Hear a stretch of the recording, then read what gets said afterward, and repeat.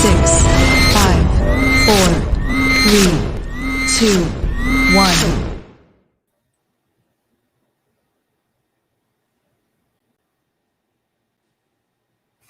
Welcome. Hello. Wednesday night triple threat, baby. The big header, the triple header, the one and only, and everything else in between. Let's go.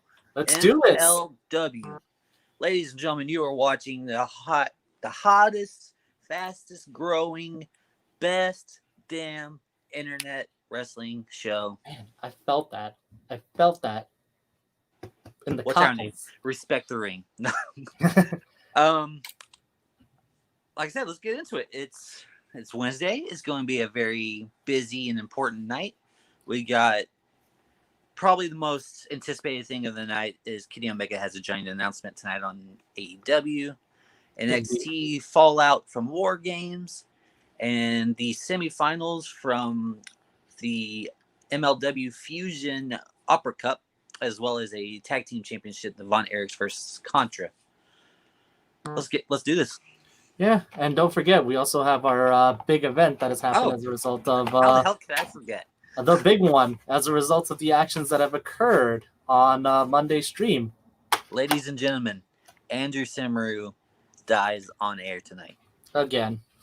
But this time in the most painful fashion possible. And hotter. Yeah. Indeed. Andrew, our good friend and fellow co-host Mike did 2 kip-ups the other night on cam. And Andrew will be doing the Toe of Satan challenge tonight. Indeed. At some point, he will do it. And no, we're not going to wait to the last minute like those barn burners on wrestling TV. He will be doing it tonight sometime. It will be through NXT or AEW. Yeah, we want to give the crowd the chance to kind of come in and actually see what's going to happen rather than, just doing it first off in the show and people kind of miss out on the fun, which isn't fair to them. You know what I mean? But rest assured, I am not going to welch. This is absolutely happening tonight, for sure. So keep an eye out. But in the meantime, let's see. I see we've got some people here. Sting! Sting! Oh, snap. We got a Twitch viewer? We got a Twitch view. And we also got Niall here. What's going on, buddy? How's it going? Dean, what up, what up? Thank you for joining us, my man. And Mike Rosa, our other co-host, who's responsible for me doing the Toe of Satan challenge tonight anyways. Mike Rosa, the one that did the kip-ups. Indeed. But just as a gentle and friendly reminder, we are also not only live on Facebook Live right now, but we're also live on Twitch, as we've seen somebody's commented from Twitch right now on Nonchalant. Thank you for joining us, as well as YouTube. So be sure to like, follow, subscribe, click those notifications, check that bell, and make sure that every notification is on so you get everything we get. And make sure to like and follow our page, because you never know when we're going to tune in next. That's right. But that being said, it is about time. Follow, heart. All the hearts. Plugs. Let's plug ourselves. That sounded. Pause. No. Pause.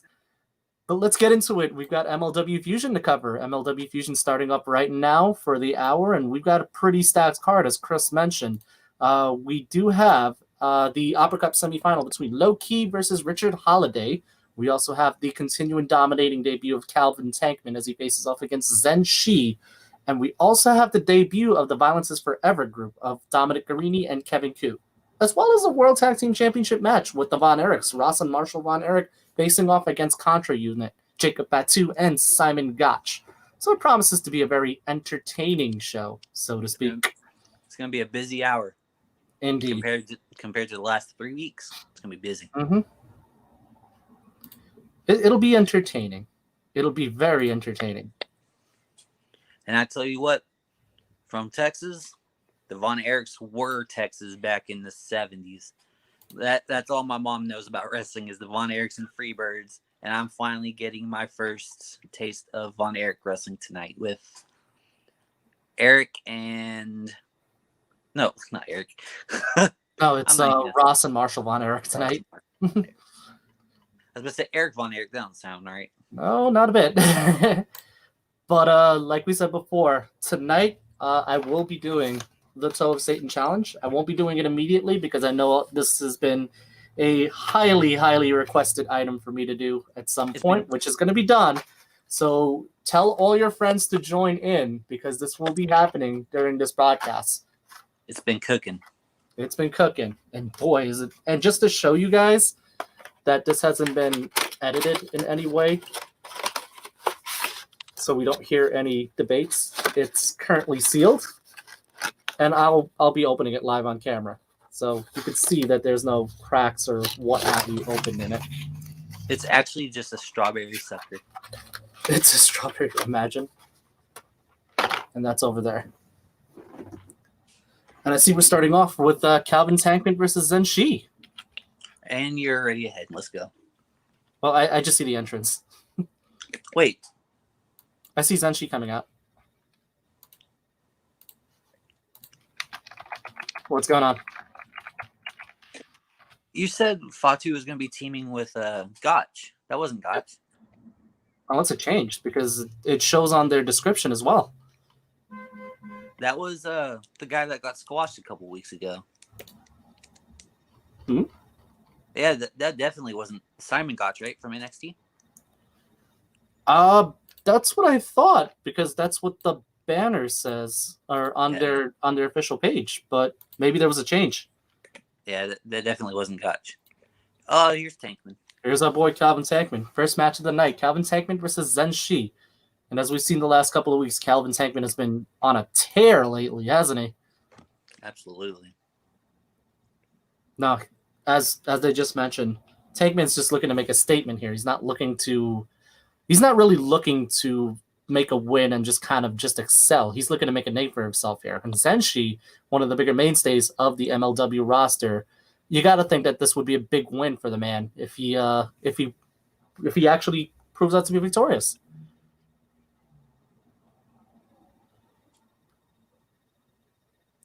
Ooh. So what you're saying is not a squash match. Well, shouldn't be, at least.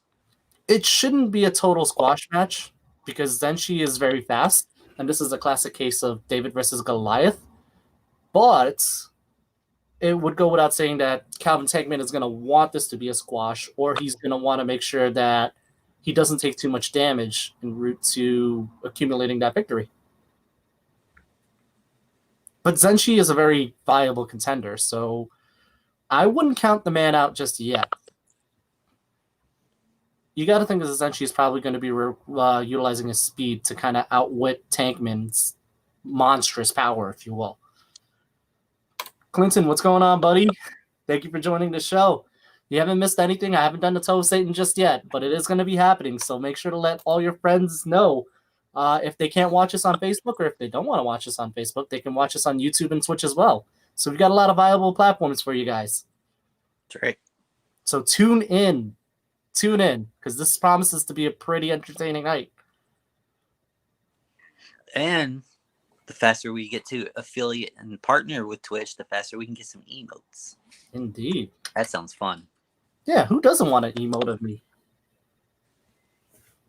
One of them will be Andrew crying from tonight.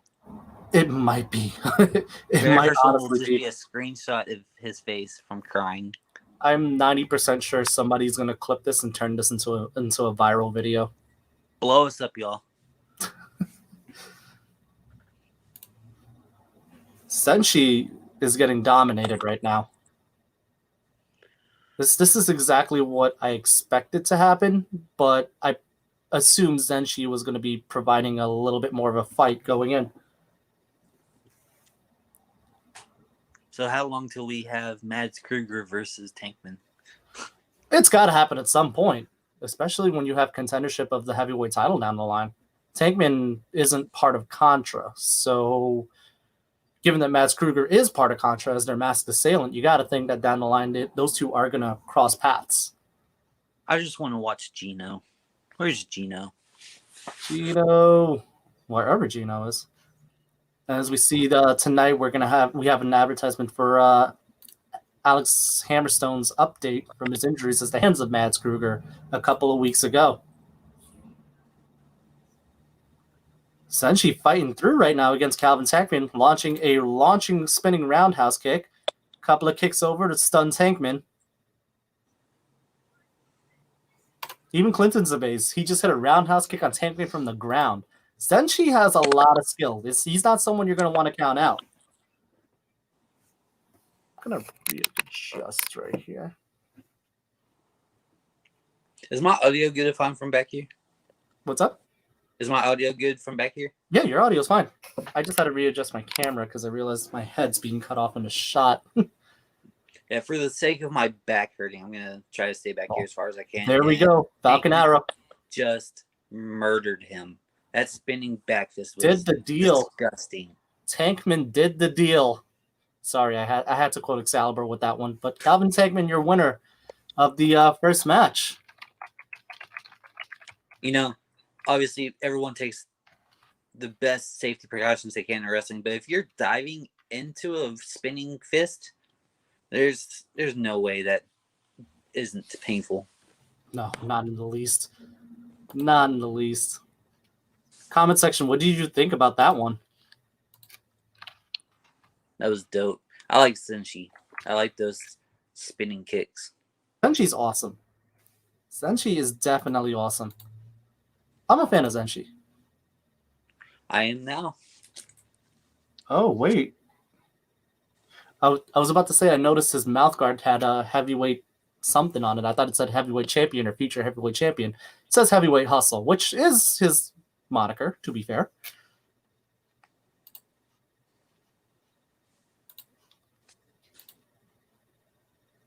Yo, one of my favorite YouTube channels is streaming right now.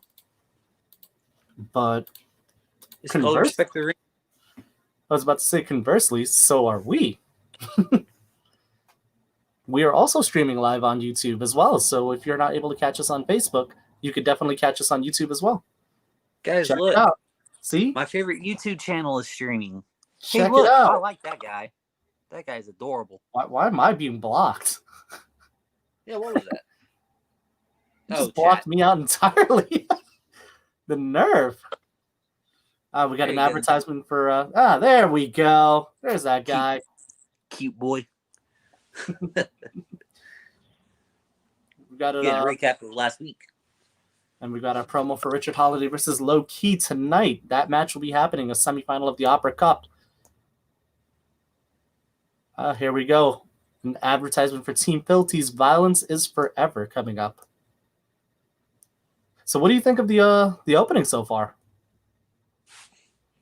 That first match was Heck yeah. pretty good considering it was one of the biggest guys in the company versus one of the smaller guys in the company, but it was good. Absolutely. I want to see how far they're going to take Calvin Tankman. You got to think inevitably it's going to result in a heavyweight title match, but I'm curious to see where it leads. Like, how long will it take before they get there? Will they go the standard Ryback build where they give him like jobbers and build him up to like regular superstars like Zenshi, maybe Loki, maybe Richard Holliday, and route to Contra? Or will they Goldberg him and give him a massive undefeated streak? Goldberg. Speaking of which, did you see him on the bump today? I did see that. He called out Roman Reigns. That is a thing. Oh, here we go. To my head. Selena De La Renta on screen. Clinton. Clinton says, so MLW has their own law practice, really? Don't you love it? Hey, Zelina. Did I pronounce that right? Selena De La Renta. Selena, yeah. Does she wrestle? She technically runs a she's a manager. She does wrestle, but with MLW she serves as a manager.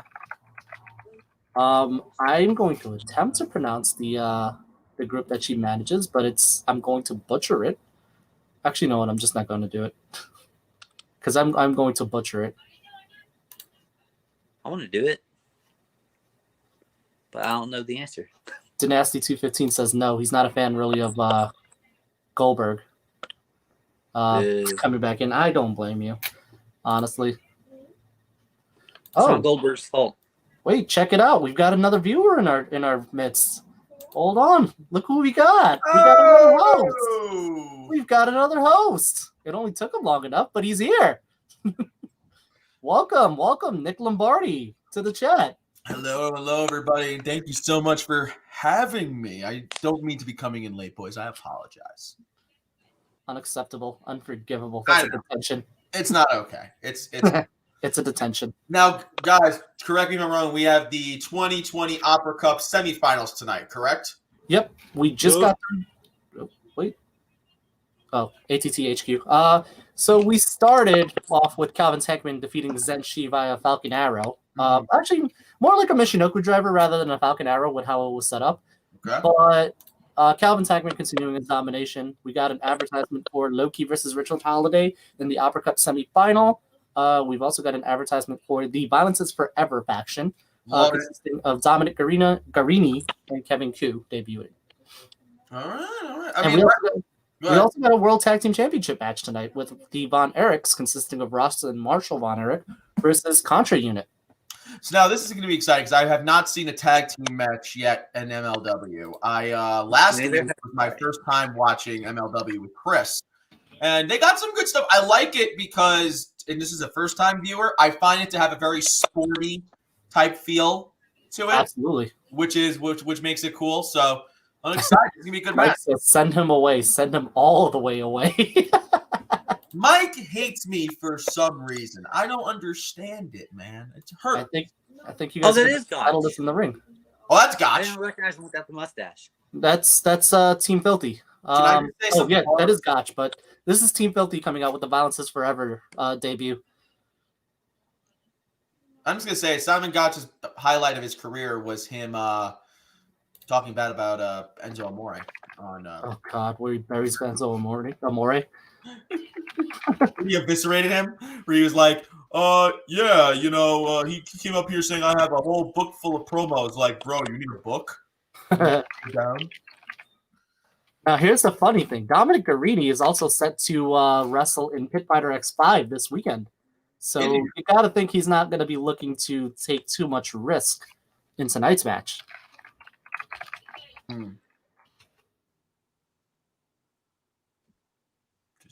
There you go. They're even saying it.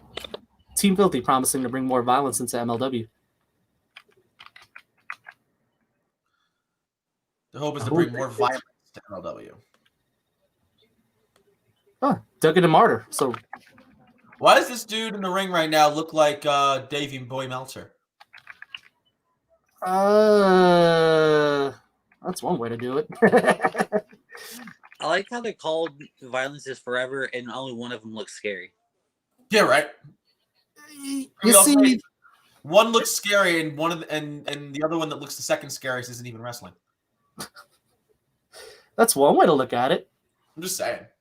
The guy on the apron only has tattoos. Have That's Chris only... Joey Styles while Andrew dies over the toe. The hype of the toe. The hype of the toe is very real. My God. Real important thing I want to mention, guys. Mr. Mike Rosa is on Twitch right now, and we should tell everybody that if you love Respect the Ring, if you love us, specifically if you love Andrew or Chris, I know nobody loves me. That's fine. I've accepted that in my life. But if you love all of us, or some of us in some regard, head over to Twitch and watch us on there. Give us a follow. Go over to Respect the Ring. It's all clumped into one word, Respect the Ring. You already have a couple of people on there now. We really appreciate it, guys. Thank you so much. I mentioned earlier, the faster we can get to partner and affiliate, the faster we can get emojis. Well, hey, emojis are important. Yes, they are. Damn right they are. Get them. Clinton mentioned, tell me that's not the idea from American Top Team that was an Impact who almost ruined Bobby. That is American Top Team, the same team that was an Impact, actually. This is Team Filthy, consisting of Tom Lawler, Dominic Garini, and Kevin Koo. So, yeah, they're the same team. They are the same team. Their logo, Andrew, with the hand with the thunderbolt, why did it look like Pride? It's exactly what it's from. That is where it's from. How do they own that? They fought in Pride before. Oh, I didn't know this. I didn't know that they were able to have the logo from Pride. I didn't know that. I mean, for the most part, it's pretty public domain at this point, but they may have modified it. They may have modified it a little bit. It's just a font. It's not really a logo. Yeah. Look, a modification of the Chasing the Dragon. I guess if it said If it said Pride, that's really the logo, not necessarily. Right. Alright. So I guess their finisher as a team is the Chasing the Dragon finisher that Red Dragon used to use. Mm. I mean, that's pretty good. I mean, listen, they definitely got some talent over here. They're definitely very intense. So Absolutely. that's definitely going to help them. Honestly, more faces should be on the MLW product because it delivers exactly what you're looking for in a wrestling product. It's just that they don't really have much of a platform that they could utilize. Just to pull it up again, guys, for those who are just joining us now, it is true that Violence is Forever wins their debut match against Dagon and Martyr, Chasing the Dragon. Very good. We got a good comment here from Martin. Hopefully, wait, what happened? What happened to Martin? There he is. Hopefully, AEW is going to be amazing tonight. This is a really important show for AEW to see if they can continue the momentum from last week. I will hold off my hot takes for AEW until later on. Yeah, there's a lot that could be said there. There's a lot to say. I have a lot to say, which is not unusual. I normally have a lot of things to say. And we get to watch my boys TH2 win the tag team titles tonight. Is it a tag team title match? Yeah. Oh. They may not, but at least it's nice to hope. That's gonna be a good match. I feel good for H2. That's gonna be great. Oh, That's absolutely. hybrid, right? What's hybrid. up? It's hybrid 2. Hybrid 2. The hybrid 2. The Hybrid 2. Hybrid 2. But as I said before, I'm going to reserve my opinions on that till later on because I'm excited. The time to MLW right now. I'm excited. I want to hear what you have to say, but I'm going to keep. Like you said, we're going to hold off so I can react accordingly. Final Destiny asks the question: favorite Keith Lee match? Does anybody have a favorite Keith Lee match? I'd say versus Walter. His first one on NXT TV with Dijak. That's a good one too. I was going to say I've one of the seen Dijak's matches with him. Those are my best. Those are my favorite ones. Yeah. Huh. I'm very. I guess like anything with Keith Lee and Dijak tends to over deliver in the best of ways. Now that I think about it. All right, that's fair. I'll give it that. Although Andrew. his probably the match that he'll remember forever is him beating Adam Cole, right? Yeah, that's supposed to be the biggest match of his career, right? Baby. Yeah, I would say that. Right. I guess I would say that in that case. We got Mr. Mike Rosa here saying, speaking of AEW and TH2, that Tony Khan promo last night on Impact, god awful. I don't know if that's what he was going for, but god damn guy, all the courage. Again, we'll get to AEW and NXT later in the show, but that I have to say, I'm not going to say that it's not on the track of how I felt about everything going on so far with AEW and Impact. And Mike, I believe Rush. I believe it was purposely supposed to be awful. Well, I mean, he was supposed to be corny and over the top, no questions asked. We got a promo for Leo Rush right now on screen. Oh, there he is. Leo Rush is supposed to be challenging Myron Reed. Myron Reed. Leo Rush's shirt loost like a bandana. Astute observation, my friend. Now, Leo Rush is also supposed to be in the Super J Cup this weekend as well. Yes, he is. So that is also a thing. Are we excited? I'm excited. I'm super excited. I'm going to be covering that this Saturday. So be sure to tune in this Saturday. I'm going to be covering Triple H's Triple Mania as well as the Super J Cup concurrently. It's going to be a doubleheader episode. Doubleheader episode. And if Andrew will have me, I will also be here. You are more than welcome if you want. You get a doubleheader and Andrew and Chris on the same I don't know if the people can handle that, guys. I think we have to start charging. We're giving way too much value away. That's all I'm saying right now. We're pulling the big strings. We're pulling the big guns. We're pulling the big cards. Let's do it. Absolutely. And also, in the midst of things, just to keep everyone in the loop, I'm going to be doing a special presentation tomorrow as a breakdown for the Super J Cup as well as Triple H's Triple Mania. So for those of you who aren't really familiar with the storylines for Triple Mania as well as the storylines that are going on for the Super J Cup, tune in for tomorrow's show because I'll be breaking down everything for you. I'll probably have to watch that because I have never watched Triple A or Triple A. Absolutely. I I'll hope, be sure to I cover hope everything. people appreciate us, guys. I'll be sure to cover everything. So those of you who are looking to watch Triple Mania, keep on track for tomorrow's show because I'll be explaining everything for you. Leo Rush has been talking for a long time. It's a hype for his match with Myron Reed. Oh, there go the glasses. Oh, something that does need to be noted, Mm-hmm. in particular, MLW has announced that their Kings of Colosseum pay-per-view is going to be streaming on YouTube live January 6th. Ah. So there isn't something. I don't think that's going to be charged. I will be on the lookout for that to see if there's any updates on that. But that's what this is leading up to as well. Is there such thing as a too long promo? Because this is it. It's getting there. I mean, it's getting there. It's just too long for a in the car handheld cell phone. It's way too long at this point. He now looks. He's just. Imagine you're walking on the street and you just see this crazy colored head man just screaming, like this multicolored haired man just screaming into his phone, and you're like, man, so he's either really pissed at somebody or he's watching like a football game or something. He's losing A little bit. Dynasty 215 says works better anyways. You can play it in the background. Facebook, you got to watch straight through. Yes, for YouTube and for Twitch, you can play it in the background. With Facebook, you have to actually keep everything open on Facebook, which does kind of get a little tedious, especially if you use your phone. What do you mean?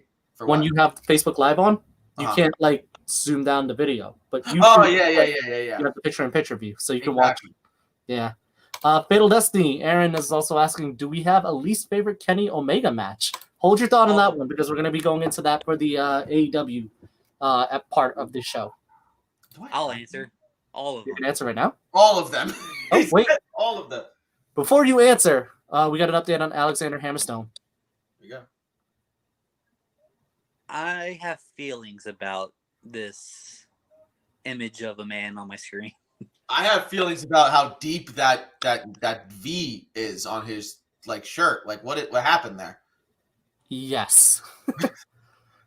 The Did deepest he try to Hulk it up and it just couldn't go all the way? Like what happened? The deepest V, the emo hair part with the beanie. I'm feeling some type of way right now. Now, what's her name? I know her for some reason. That's Alicia too. Ah, okay. Alicia Atut. And this was last week when this big dude just crushed this small man. Mads Kruger. Yes. Hey man, I remembered his name now. You have to. Kruger. Now I remember watching it. I was here. There's What's his video first evidence of it. What's his first name? The hell do I know? I just said it. Kruger. I literally just said it. Kruger. That's Mads the last Kruger.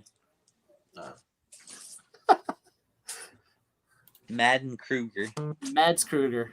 Now, Mads, I'm assuming this is a build-up for a possible match between Hammerstone and him. Yes, because Hammerstone was attacked by Mads Kruger a couple of weeks ago. At the time, we didn't know who Mads Kruger was. Last week, you saw his official debut in the ring. There's the breaking news. Hammerstone is cleared to return to the ring. So you will be seeing Hammerstone come back in at some point to take revenge against Mads Kruger and wage war or continue his war against the Contra unit. Is this the Blackheart Leo Rush doing the promo? I was thinking about that because that promo did seem a little bit like the Blackheart. So that was a character of his? I didn't know that. It was in the indie circuit. Leo Rush was accompanied, I want to say with his wife, but I'm not entirely sure, or then girlfriend. But he had this thing where he was a darker version of himself with a painted black heart, and he was just he was tough. Like he would go through everything and survive, and he was dominant to say the least. Very entertaining stuff, though. Contra. Look, there's Mads Kruger, and that was Mads Kruger getting bodied. Now, and there you go with the overarching. Oh, here we go. Hammerstone returning next week, so that's the big announcement. Alexander Hammerstone confirmed to return next week for MLW Fusion. That's a big name. It's big. Now is he the champion? He is the openweight champion. Openweight champion. Okay. Yeah. Openweight or middleweight? So there's the champion, middleweight, openweight, and I don't know where I was going with that. So here, I think now we're about to get Low-Ki versus Richard Holliday. Yes. It's going to be interesting because Holliday absolutely has the size advantage over Low-Ki. More technical, a bigger frame. But as we saw last week with Low-Ki going up against Davey Boy Smith, he does very well when going against someone like that. So this should be fun. Indeed. Hey, Nick, we saw Mr. Richard Holliday at Northeast Wrestling. Is that true? Did we? Ah. You might have. He You was actually in- might have. He was in the over-the-top Rumble. Okay. Okay. Now, those of you probably who are eagle-eyed probably realize that he's carrying a title with him right now. That would Yes. be the IWA Caribbean Heavyweight Championship belt. However, Richard Holliday is not the champion. He actually defeated Savio Vega in a non-title bout and stole the belt, proclaiming himself the self-proclaimed champion. So he's Isn't Savio self-proclaimed Vega like in his champion. 60s? Hold on. Savio Vega? Savio Vega. The Savio Vega He's is still wrestling? He's still wrestling. Yeah, I just mentioned it. Isn't he in his 60s? He's still going, man. He's That- still going pretty good. Come on. Oh, well, Low-Ki's heavyweight champion? No, that was old. Oh, okay. Just catching up on the comments real quick. Dynasty 215. When is it? Triple Mania and the Super J Cup are on December 12th, this Saturday. Kings of Coliseum for MLW, I believe, is on January 6th. I'd keep on a lookout for that because MLW is going to be pronouncing it pretty well.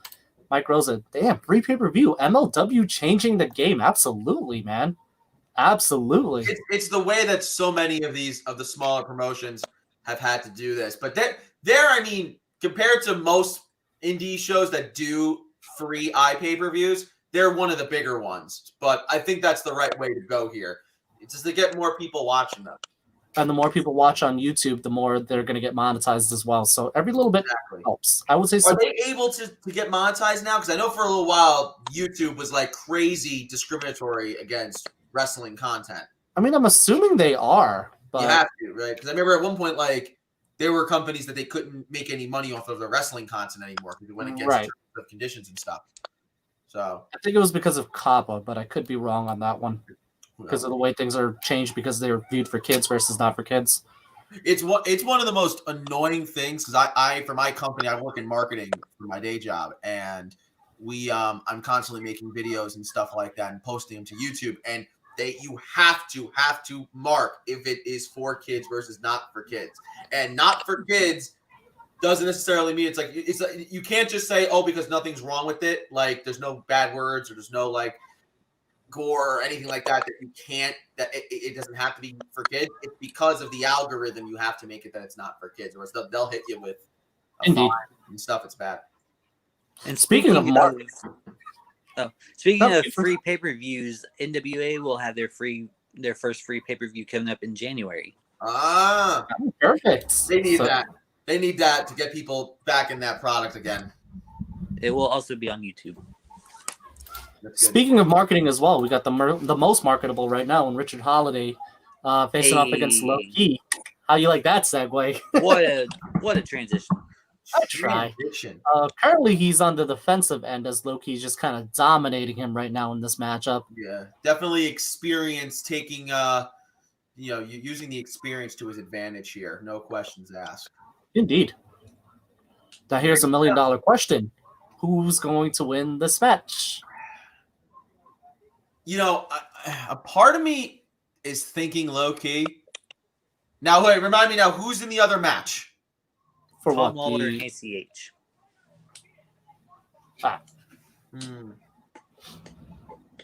Honestly, I feel like Richard Holliday has more of a better stake to win this, to further his claim as the champion, if you will, even though he really isn't the champion. But I wouldn't be surprised to see Low-Ki, the veteran, pulling out the win against someone as inexperienced as Richard Holliday in comparison. I would think Low-Ki just because he got the big win over Davey Boy Smith last week, and that was kind of it's almost like a bit of a redemption, right? Because didn't he lose in the finals or didn't he lose in the semifinals last year? He did. So he's on his journey to try to get that Opera Cup, and I think that you can definitely have him be that guy. I think that this is a setup for him to win. Holliday has a ton of potential going up, and I think that this is a spot where he could do better and get more stock in a losing situation. Indeed. What do you think, Chris?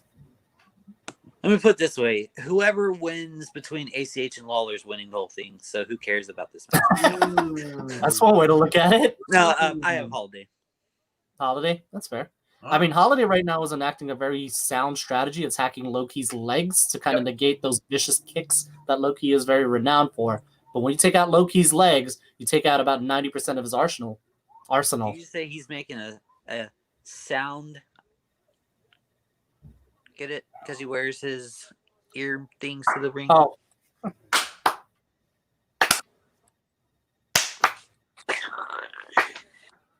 Killed it. I quit. You killed something, all right. Is anyone still watching? People are still watching. We're getting views across the board. We actually got more views, Chris. So come up with more. We got views across the board on Facebook, Twitch, and YouTube right now. I love it. I love it. Guys, Who wants more terrible dad jokes from a not dad? Guys, we have almost 5 people on Twitch right now solely watching us there. That's awesome. We want more of you guys over there. Go over there. We need more. We need a lot more. Need more. All of them. Everyone. Every single one of them. Clinton's saying that was DBSJ match last week because his contract expired the next day. This is true. Big Boy Smith Jr.'s contract with MLW has expired. We don't know where he's heading at this time. So, would you think NWA? It's hard to say because he's gotten dealers from every promotion right now. So I would like to think he's probably going to end up in Impact because that was kind of his whole intent to leaving New Japan to begin with. But who knows? Who knows? Ooh, Loki would have a modification of the Koji clutch. Actually, the Koji clutch from the back, like that's wow. That's pretty unique. Choking out Richard Holliday right now. Loki just continues to be an incredibly agile, quick, fast-thinking guy, even as he gets into his mid to late 30s now. He's crazy. A very hard-hitting worker as well. This is really good for Holliday. I mean, you're getting really awesome experience in a fairly major, well-respected tournament against a veteran like Loki. That's really good stuff. Looks like Loki now's attacking the legs as well as we got him in the corner. Now, I mean, right now it's clear that all that damage on the legs for both competitors, it's starting to take its toll. Dude, he just bricked Loki in the face. Yeah, did you see that? That was a forearm smash for days. I mean, it kind of was. Oh my god. We got the advertisement for next week, the Opera Cup semifinal for Tom Lawler versus ACH. Okay, that's happening next week. Okay, yeah, I was thinking about that. You were talking about the card earlier, and I was like, that's a lot of matches for 1 hour. Oh, absolutely. So that makes a little sense. Von Erich's taking on Contra Unit. Still to come. And that match is for the World Tag Team Championship. We're getting a Tag Team Championship match on MLW tonight. So that's hilarious. Boom! Guys, real quick now, let's have some fun. Best lariat in the game, past, present. Go.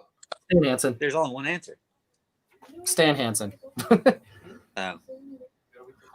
Chris, who were you going to say? JBL. I was going to say JBL too. Yeah. But Stan Hansen's lariat was... Yeah, I haven't seen Stan Hansen's. Stan Hansen would take your head off and send it into the second row. It's true. Stan Hansen had that's the quintessential of 5 moves of doom, but each one of them is doom. Yeah. Oh, every hit from Stan Hansen was over, lights out, go home. I don't know if you guys saw, but Richard Holliday dropping Loki with a massive power bomb. What a nice pop-up power bomb by Holliday. 2 count in the process, though. Wow. I'm just noticing that Loki has katakana on his chest that spells his name. So I don't know what that is. It's Loki. It's just in katakana. Okay, what is it? What is katakana? The Japanese alphabet. Japanese lettering. Oh, okay. You could just say Japanese. I don't know. I was reading the phonetic alphabet. Oh my god. There's three. There's hiragana, katakana, and kanji. There's a bunch of kanji on his arms, which I can't read, but I can read katakana and hiragana. As much. I mean, like here I am, an American stereotype. I have to go. Oh, that language is so complicated. Ooh, Spinebuster. Then you try to actually learn English, and it's impossible. So I can't say anything. Big spine buster by Holliday. Like completely went low toned at the end of that. What happened? Low tone towards the end Well, of that. because I started actually watching, and I was like, oh, that was big. Mike Rosa commented on YouTube that Fabulous Moolah had a badass lariat. I cannot confirm or deny that because I have never seen it. I didn't know that. He's sarcastic. I think that might be a little bit. Burning Lariat. Ooh, Kenta Kobashi. Yeah, you know what? That is also a very viable option. Kenta Kobashi and Stan Hansen had very violent lariats. Stan Hansen's nickname is literally the lariat. Huh. Look, I typed in. You're not gonna be able to see it. Stan Hansen. The first one is Stan Hansen lariat.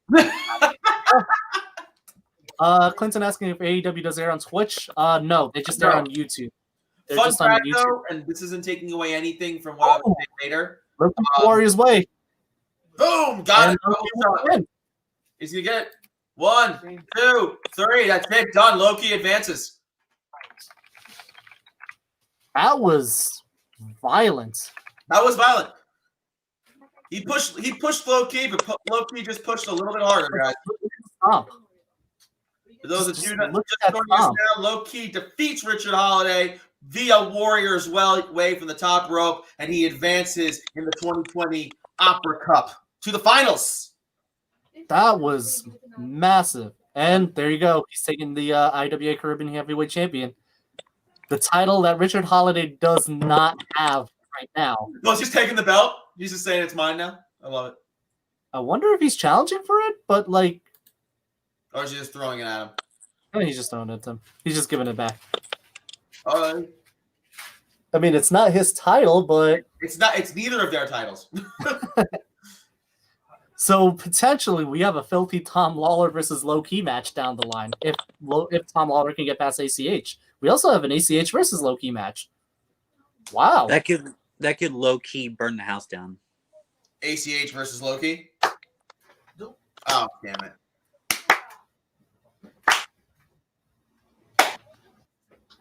I'm watching the Stan Hansen lariat collection, by the way.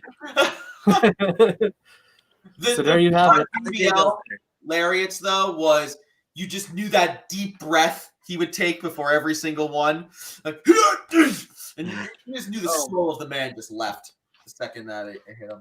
See, the thing I liked about Stan Hansen's lariat more so than anything is that if you didn't read like his biography and stuff, you wouldn't know that the man can't actually see.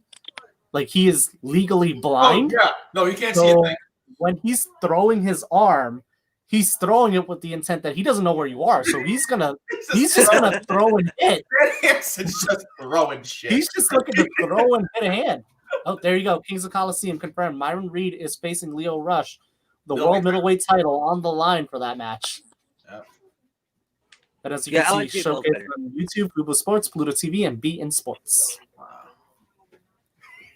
Oh snap! I have Pluto TV, but I have YouTube TV. I love the rise of all these streaming services and stuff. It's fantastic.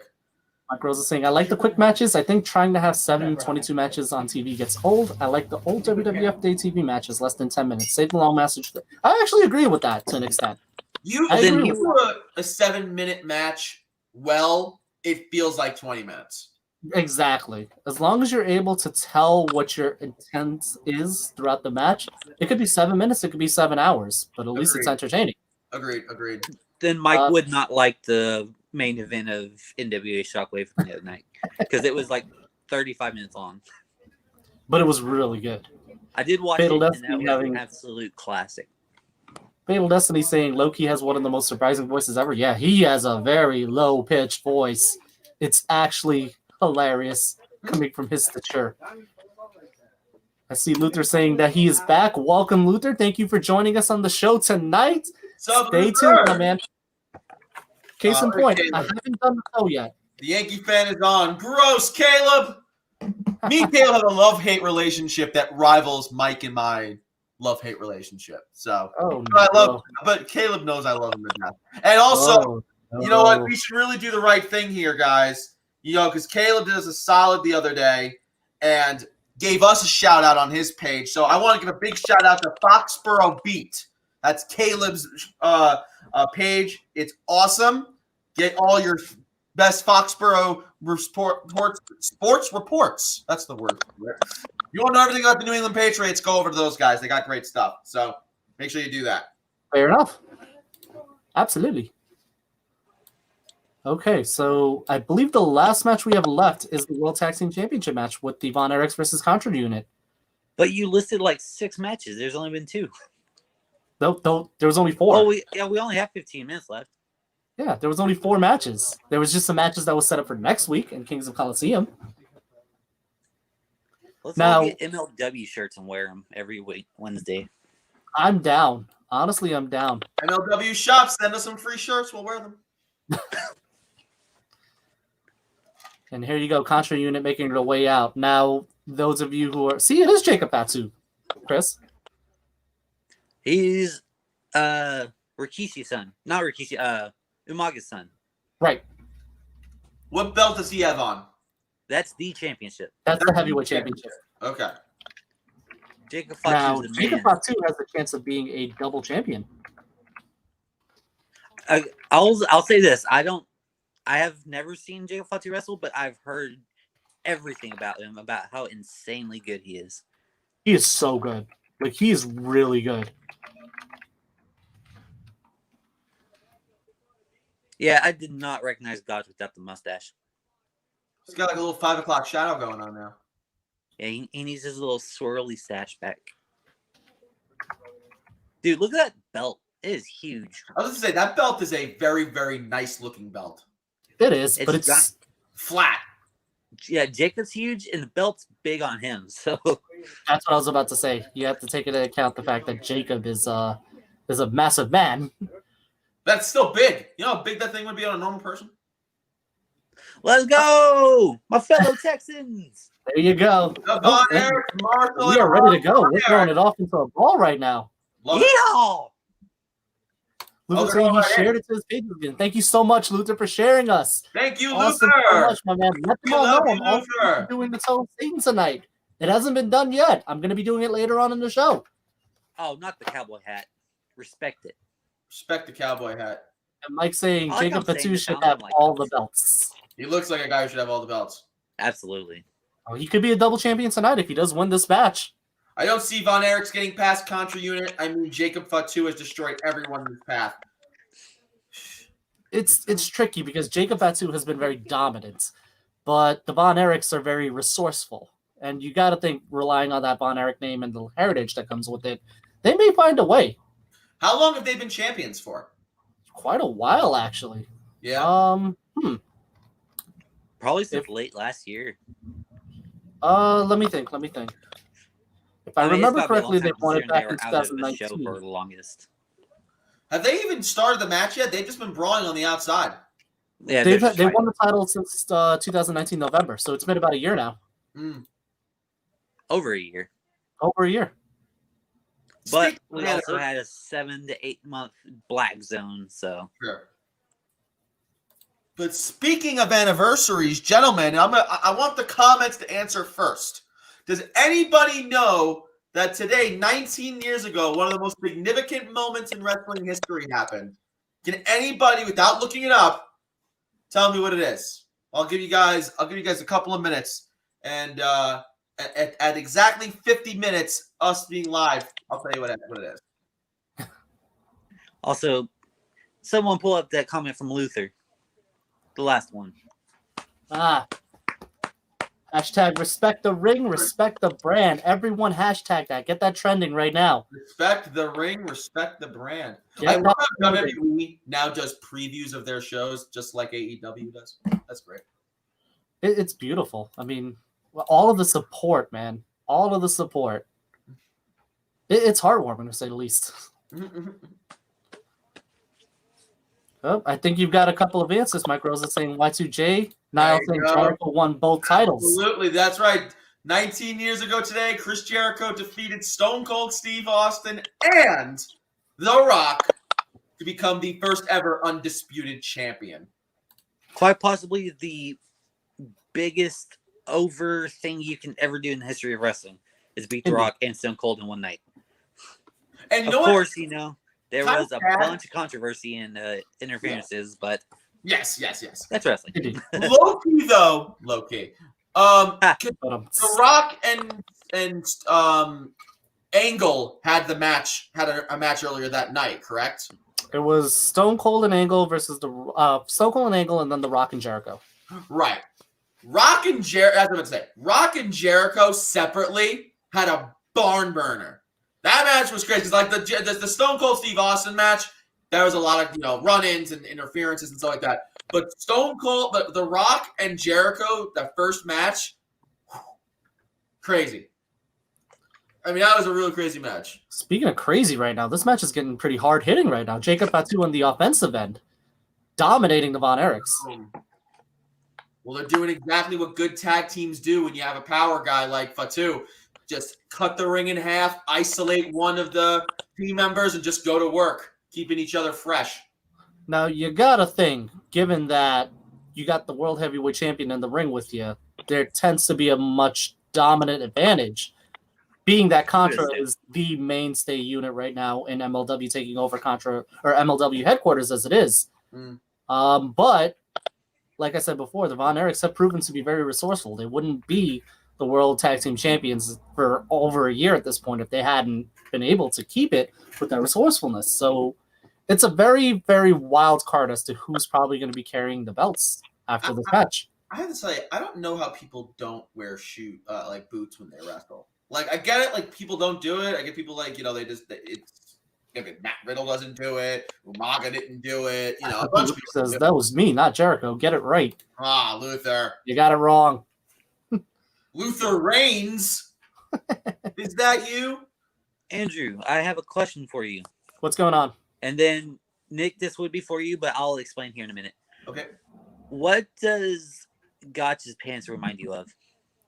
Gotch's pants. I didn't pay attention to his pants yet. Let me take a look. On it. It looks like a Oh, it's manga. Yeah, is that Parasite? Who specifically? Is that Parasite? It looks like Parasite. I don't know what that is. I just mean specifically, it's like Junji Ito's like super creepy artwork. But it's probably from Parasite, yes. It could be. The pants, Nick, are manga. It's a comic. Yeah, manga. That's what I thought, but I didn't know whose they are. It looks like Parasite to me, but I'm not sure. Yeah. Junichi Ito is like the creator of horror anime artwork, so that's what I get from it, kind of. That's also why I didn't ask you, Nick, because I knew you wouldn't really be into that. I mean, I know what manga is and stuff, but I just don't know anything specific about it. Yeah. Not like Andrew does. I tried buying a Junji Ito shirt the other day at Hot Topic, and they didn't have any of my fat gut size. Lol. It hurts. Casual Male DXL. That's a store, man. What was that? Hold on. What was that? Let me look. You don't know that store? Oh, bruh. You want the best stuff in the world. I'm doing a plug right now. Free. And we should get a sponsorship deal from them. Casual Male DXL. That's the thing to go check out. Oh, my goodness. It's great. Nasty suplex from Simon Gotch. Best store in the world.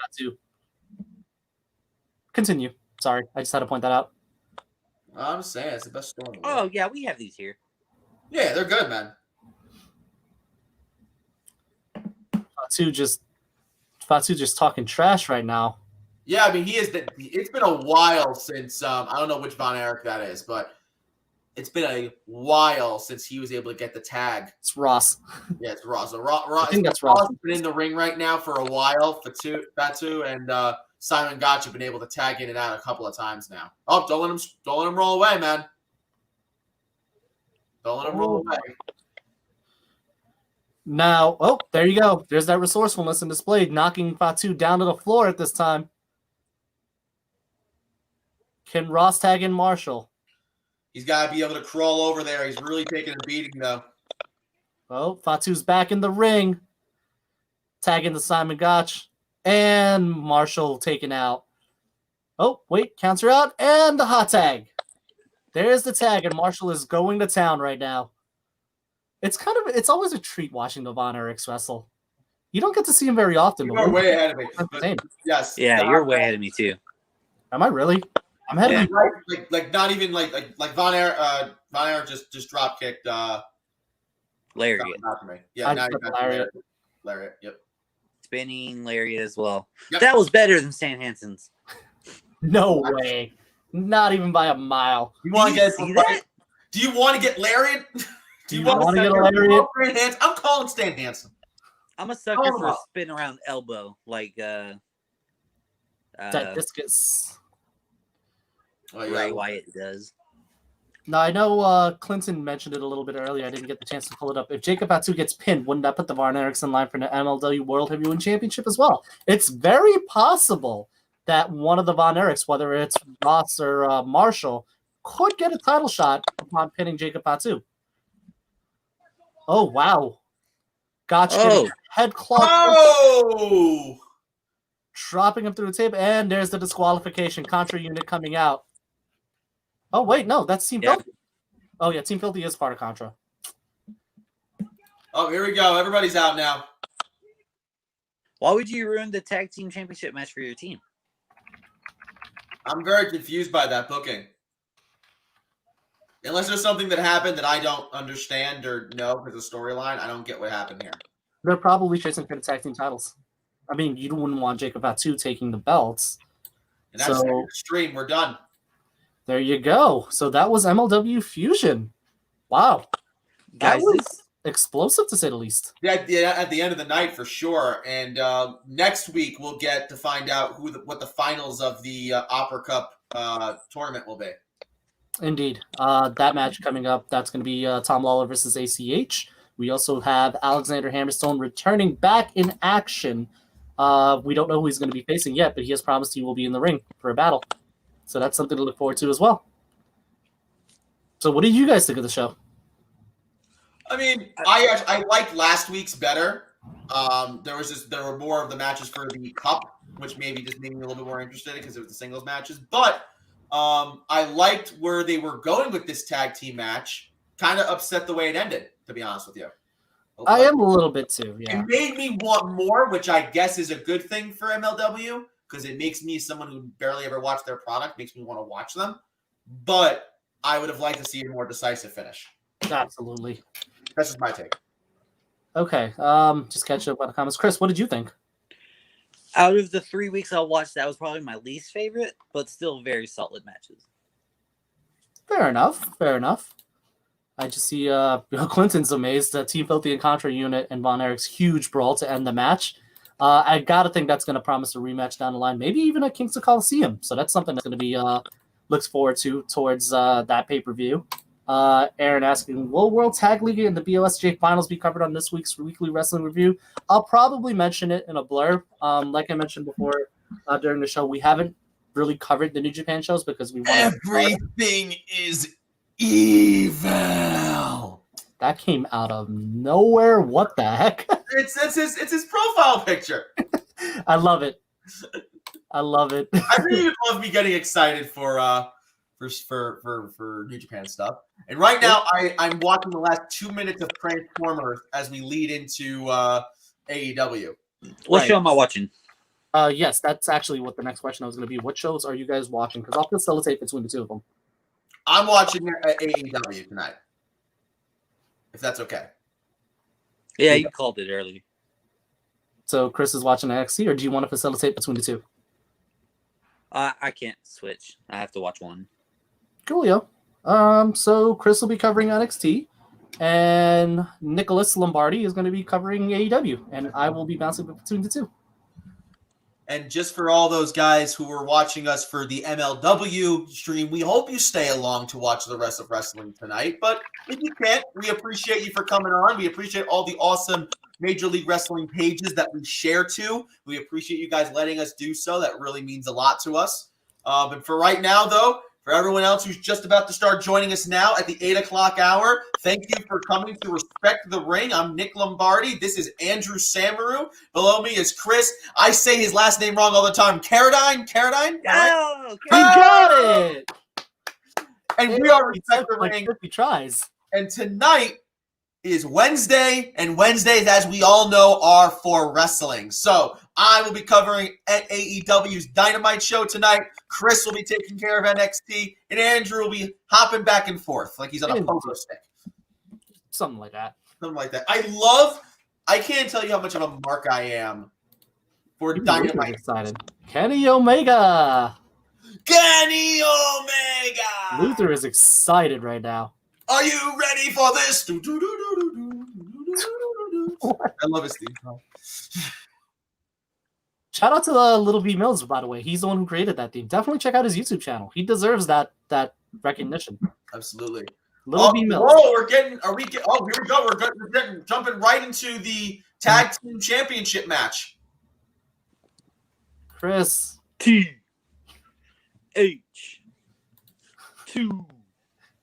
This is the last of the true hybrids. Now, the hybrids did not get their entrances shown. They were already in the ring.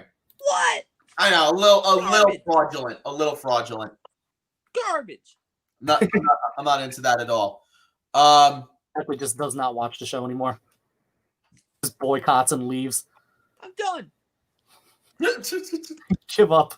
I surrender. All right. Let me readjust life right here. I have AEW up on my end. Let me just get NXT going. Hey guys, did you all know that WWE is then, now, and forever? What's up? WWE is then, now, and forever. Then, now, and forever. That's what my TV just told me. Also, the return of NXT champion tonight, Finn Balor. Big move. Oh, that's a big thing to know. Because we gotta find out what's gonna happen with that title. Well, right now, immediately, tag team match descends into madness. Both teams just brawling it out in the ring. But the Young Bucks take control actually fairly quickly. Martin, don't hurt my heart. Martin's saying, rest in peace, Hybrid 2. You does not sound like a vote of confidence for your favorite team, tag team in AEW, Chris. No, not at all. We're off to a great start, aren't we? Y'all do need to sync up and figure out who's going to be clicking at these comments because this ain't working. What happened? One of y'all click the comment and the other one clicks it too and it disappears. Me and Andrew just excited. We don't know, anything can happen here, man. Don't worry about it. All right, We're getting some highlights from War Games, and God bless, was that a great show. Very good stuff. War Games was also a massive show. Yeah, me and Mr. Mike Rosa did our best on Monday night to kind of talk about the fallout in between the commercials for Monday Night Raw, but that show itself definitely deserves a point of conversation in the weekly roundup maybe later on this week. Boom. I see that right now. We're getting a crazy start with AEW with Bucks and TH2 kicking off things. A fairly standard showing for the Young Bucks, though. This is what we've come used to. Their style, their abilities, what they do. Aaron saying Jack Evans, who's been wrestling longer than I've been alive, needs more credit. Absolutely. Absolutely. True. That is 150% true. Now I see what's going on over in NXT, Chris. The Prince is making his entrance. Love it. Love it. Guys, another person has joined us on Twitch. I love to see it. Guys, if you're just joining us now, we appreciate you for watching us on whatever you are. If that's Facebook Live, thank you very much for doing that. We encourage you to also check us out on Twitch at Respect the Ring. That's Respect the Ring, all one word. And you can also check us out on YouTube too at Respect the Ring. We really appreciate that. Indeed. Now, but I'm just going to be sharing us like crazy right now. Now, Chris, I got to ask, what's the reaction so far with Finn Balor coming out? Like, how's he looking? Especially the jaw. He looks old. He has a giant beard now, so you can't really see any, scars or anything. But I'm actually going to turn up and listen to this real quick. No problem. Meanwhile, Nick, what's going on over on the AEW side? Just a lot of flippy-dippy stuff. Right now, Hybrid has not been able to get any serious offense on the Young Bucks. The Young Bucks are just running just a clinic right now, just having a good old time. Gotcha. Big, this is a big match for Hybrid because we all know what they could do, but this AEW tag team division, it needs to add more life to these, more teams, more people doing stuff. So they really got to have a good showing. First amount of offense from Hybrid right now. That was awesome what they just did. That was sick. Oh. Ooh. Okay, I hear something big is going over on NXT, Chris. AEW, says Luther. Finn Balor just said the champ is back. If you love me, if you hate me, you know who I am in this ring. And Pete Dunne just interrupted. Oh, Pete Dunne versus Finn Balor. Oh, that sounds hot. dude, I would watch Pete Dunne wrestle a broomstick.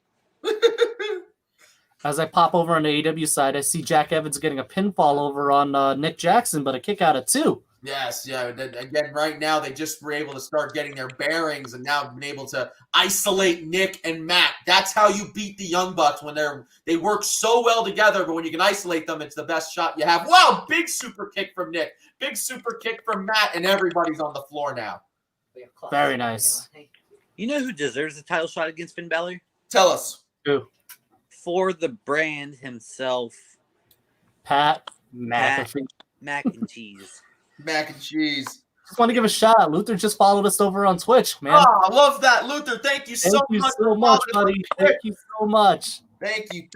And stay tuned, because like we mentioned before, we may be even switching platforms. We are going to be broadcasting on all 3 platforms as we always do. Sometimes we might have some exclusives on YouTube. Sometimes we might have some exclusives on Twitch. You never know. So you want to make sure to keep followed to all 3 platforms. For the first time ever, we have more people on Twitch than we do Facebook Live right now. I love it. Thank you so much for joining us on there, guys. And here's I see jumping over on NXT. I see you've got another entrance. Kyle O'Reilly is making his stake. So a potential triple threat with Kyle O'Reilly, Pete Dunne, and Finn Balor, maybe. Don't do it. We'll have 2 more injured people. Right now, for everyone who just are joining us right now, we have over on NXT, you got Finn Balor returning to NXT. And Chris, who's in the ring with him right now trying to stake some claim? Finn Balor, Peter Dunne, and Kyle O'Reilly. Wow, that's pretty intense. I love it. And another person here, Justin Del Rio. What's going on, buddy? Rio. What's going on? I love it, sir. Thank you so much for being here with us. Nerds of Wrestling, actually. Also, real quick, all of the pages that allow us to share our live stream on there. And, of course, we love Nerds of Wrestling. They are awesome. They have great content, one of my favorites, actually. Great interviews, great videos from Justin and all the boys and girls there. So thank you so much for letting us stream on there, Justin. Thank you. Absolutely. Thank you so much. We really appreciate it, man. So that's over on NXT. Over at AEW, we still have our first match, the Young Bucks taking on the Hybrid 2 in their Tag Team Championship match. Young Bucks trying to now get back into the game here.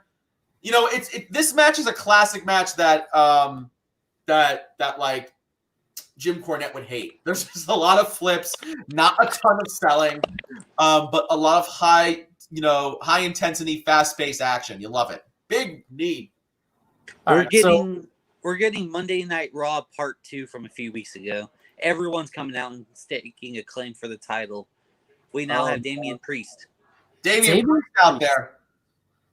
So Damian Priest, Finn Balor, Pete Dunne, and Kyle O'Reilly. Gotta love it.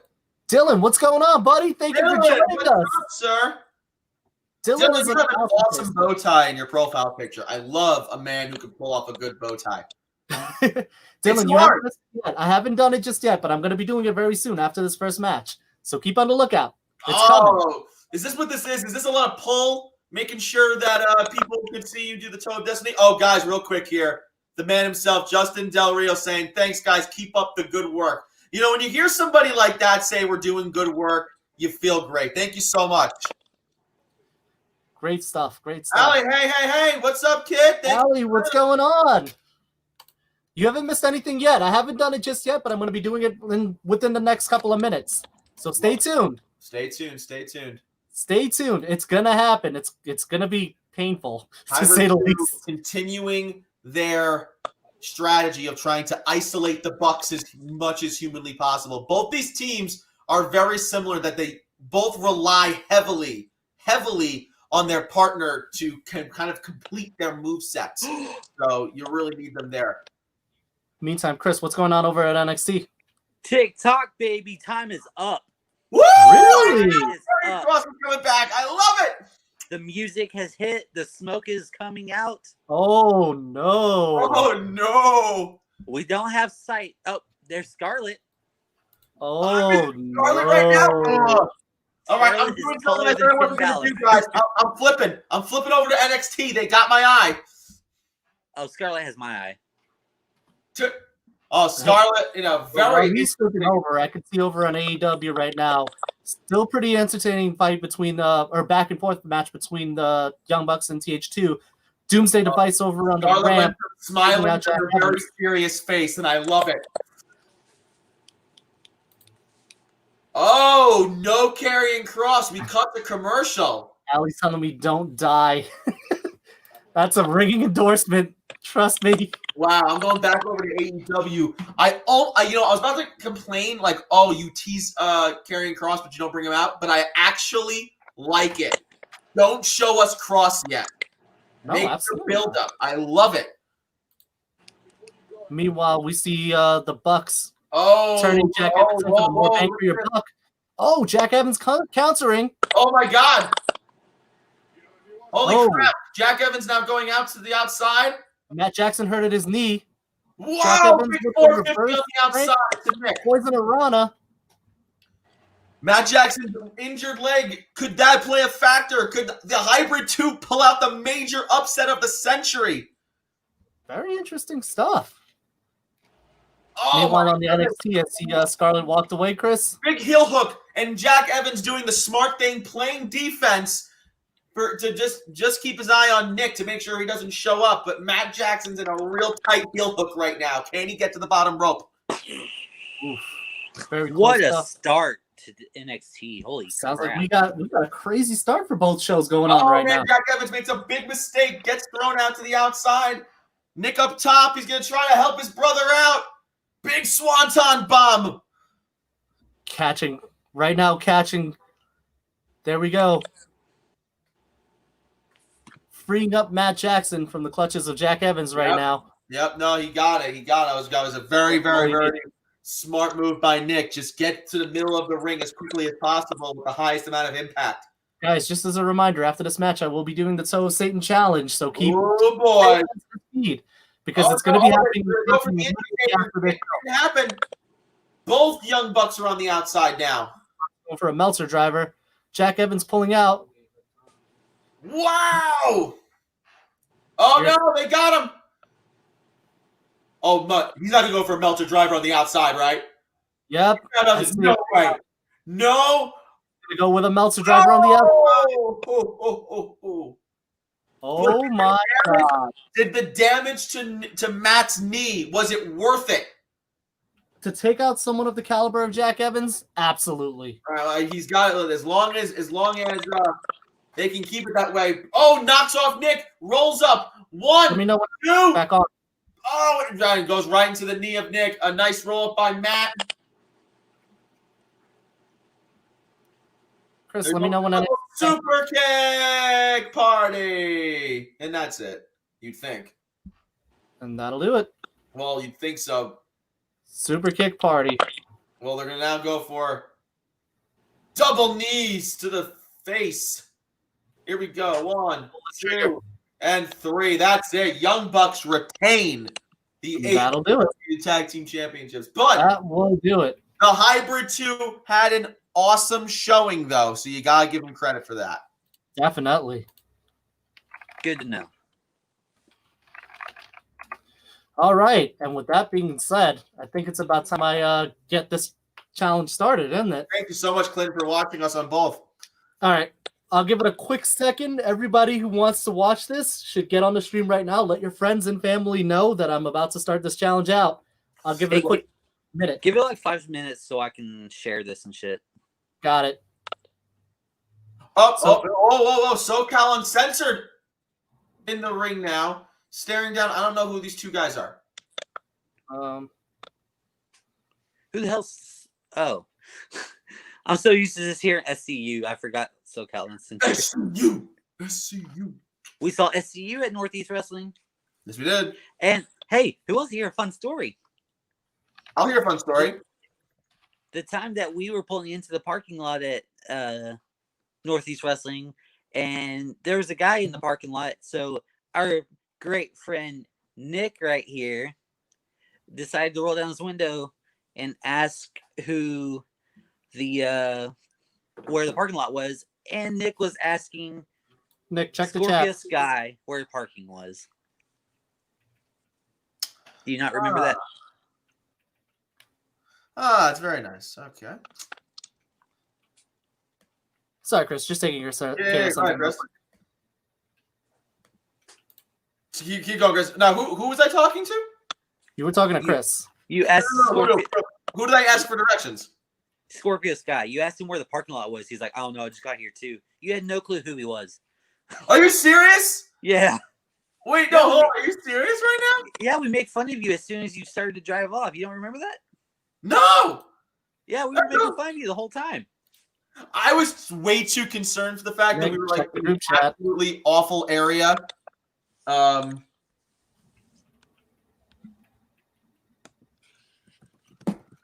we were in an absolutely awful area over in Connecticut, and we were driving my my parents' car. My car was in the shop. I needed to take that car.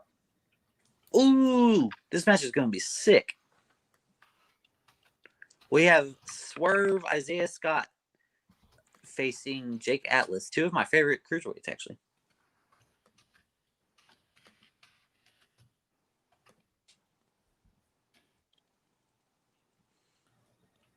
Okay, it looks like everyone's starting to join up on us to check out this this challenge coming in. Justin saying, "Oh, you guys went to Northeast Wrestling. Nice. We were talking about the show Waterbury. He was there too. Who was there? Justin Del Rio, Nerds of Wrestling. Oh, we probably ran into you, man. That was the 2019 Over the Top Rumble. Right, here we go. I'm opening up the Hold on. the Lollipop live on air. So you guys keep a track on what's going on right now on each show. I'm going to be opening this up. As you can see, opening it up on camera so no one can say I edited or, tampered with this. Still sealed. It's got the original seal on it. I'm gonna bounce out for 1 second.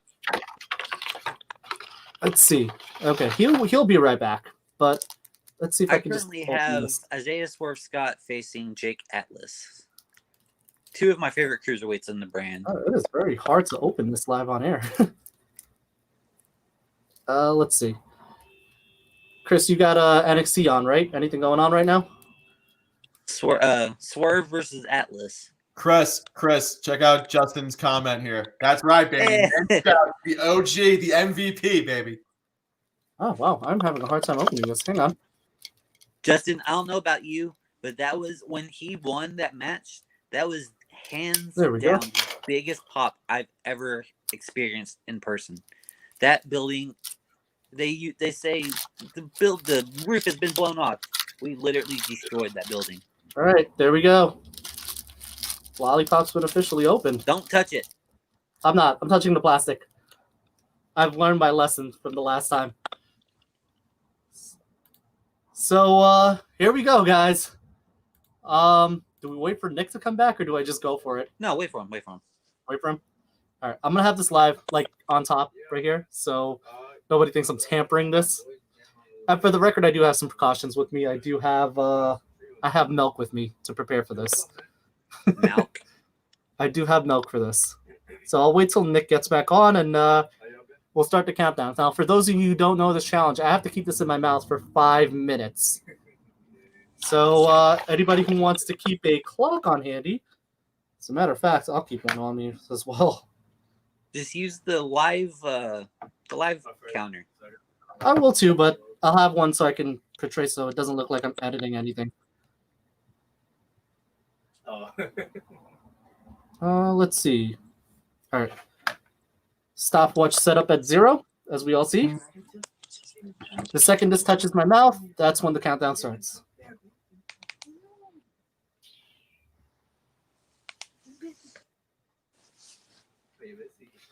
Yeah, as Justin's saying, milk with something hot.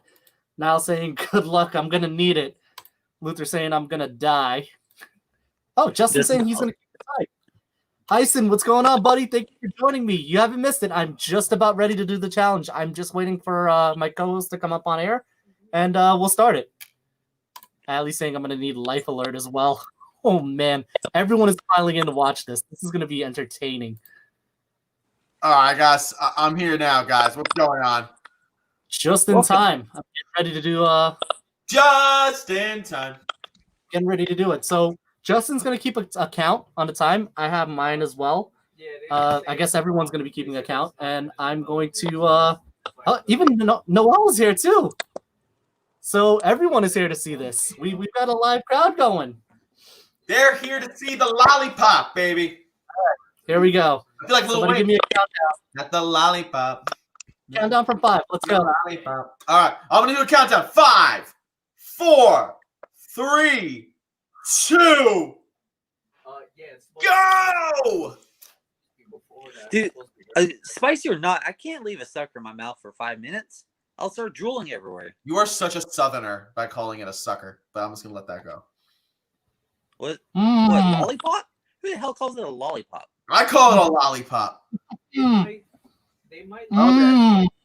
Andrew was confident for the first couple of seconds, and now he's really struggling here. Mm.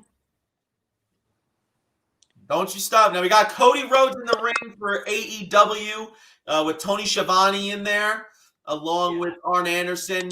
I don't know exactly what he's about to ask him a question. The lights have all gone out. Sting is about to make his first appearance on AEW Dynamite. Last week was like the kind of televised special. This one's gonna be his first regular night. Chris, what's going on NXT? Jake Atlas just got a package pin victory over Isaiah Swerve Scott. Interesting. Yeah. That's exactly what it is. The snow is coming. Yeah, behind. Mind over matter, she says. Andrew is fighting for his life to deal with the toe of Satan.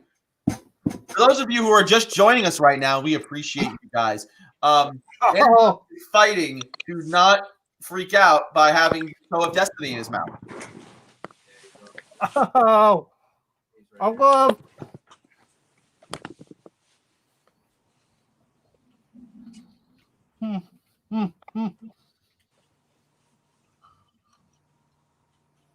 You know, I was talking shit about Andrew doing this sucker earlier, and I'm over here thinking like, man, I can't even eat those Mexican suckers that are covered in chili powder, let alone the toe of Satan. How long we got? Like 3 more minutes? Sting right now is staring down Arn Anderson in the middle of the ring. Snow is everywhere. I love this. Oh my God. I killed the two on top and one down there. Michelle's saying, "Oh, Drew." Andrew, now, how long are we in there now? We're at 2 minutes and almost 20 seconds.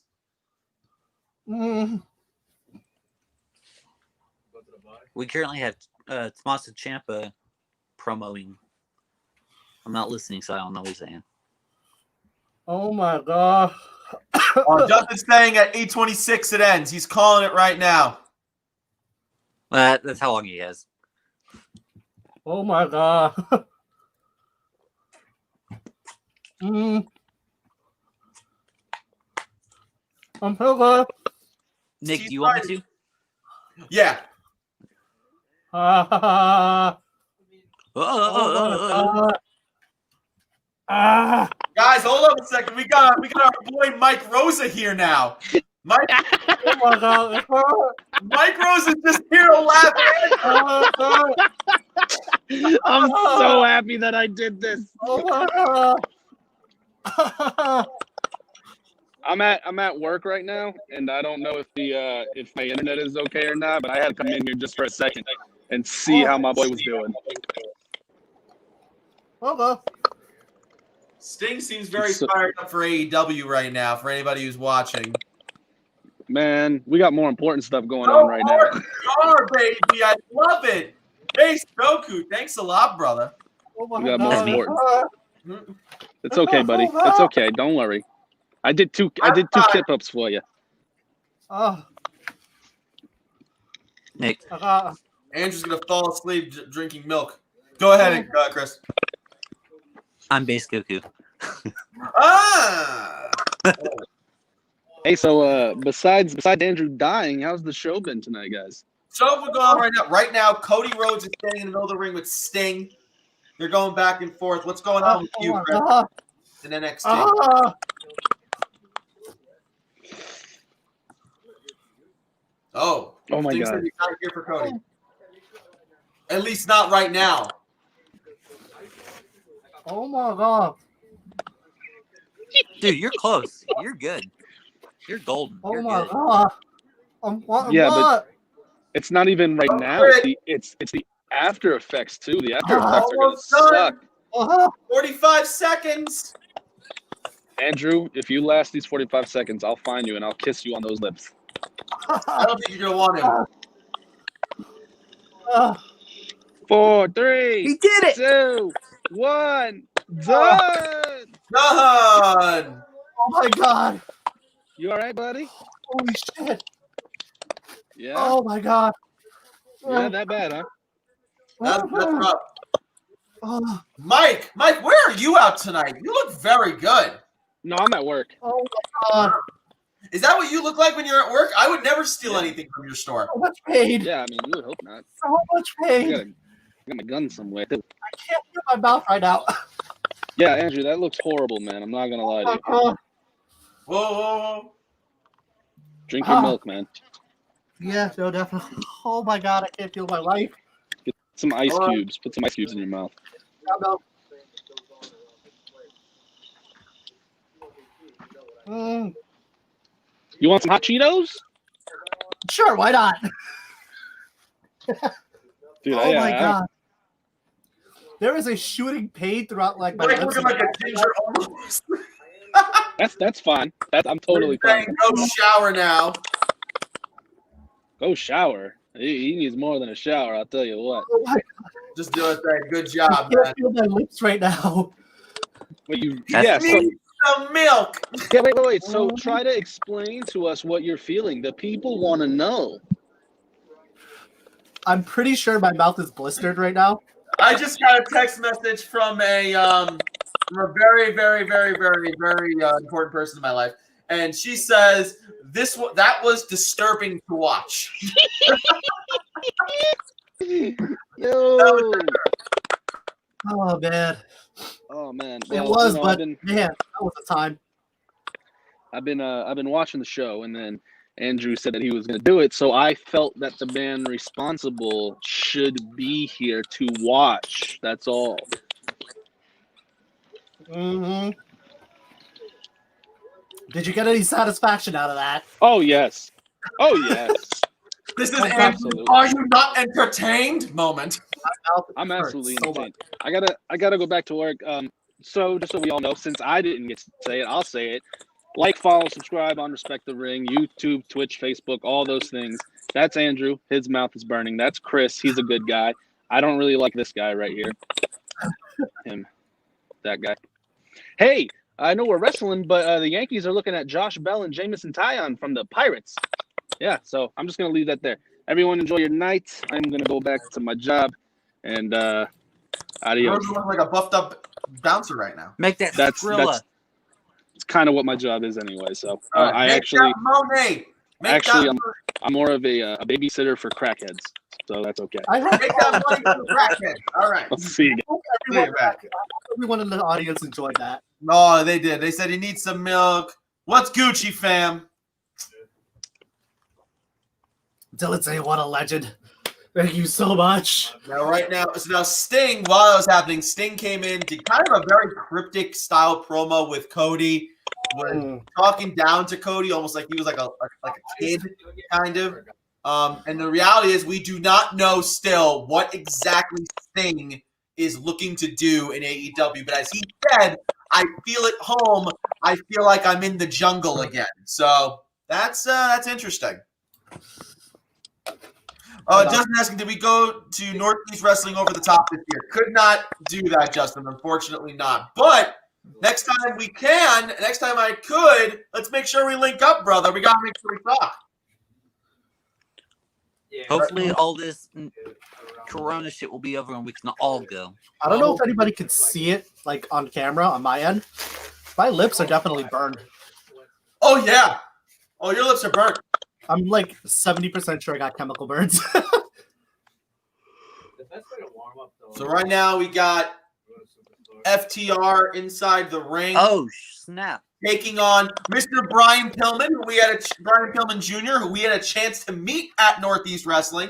Oh, and Varsity his Blondes. partner, I don't know who that is. It's the Varsity Blondes right now taking on FTR. That's Griff Oh my Garrison. God. There you go. Everything hurts. Everything is awesome. And so FTR now. But let never be said, I don't welch on a bet. Oh my God. Don't welch on a bet is right. And currently on NXT, we have the Grizzled Young Vets versus Everrise versus Imperium. And Gibson of Grizzled Young Veterans has a very nasty cut on his eye. I'm surprised they haven't taken him out yet, actually. Oh man, guys, I'm so sorry. I will be on track, keeping track of this thing as I go. I just need to survive. Dude, All right, you got all the time. FTR. I'm going to assume FTR is going to make quick work of the Varsity Blondes. Even though, I mean, Brian Pillman Jr.'s got so much good stuff. I really think that he can And beat I FTR. watched the Yes, Niall, I'm still struggling as we speak. Justin saying Gorillas of Destiny were there. It was insane. Brian Pillman Jr., love him. Speaking of Brian Pillman Jr., he is next in line to face Nick Aldis for the NWA World Heavyweight Championship. Wow. He also just won another title, but I'm useless and have no info on which one it He is. did just win another title. You're correct.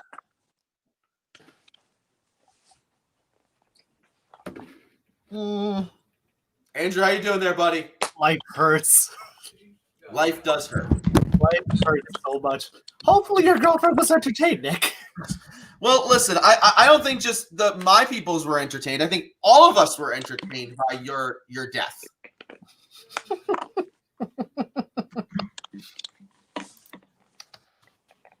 Oh man, if anybody out there is good at editing and can see this stream, please edit that clip of me surviving that challenge Pillman's winning and everything. make it viral. Pillman should win everything. He does deserve it. And thank you to everyone who watched that.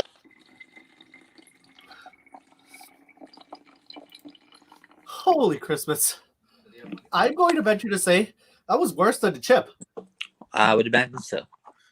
Mr. Chris, what did you just pour yourself a tall glass of right there?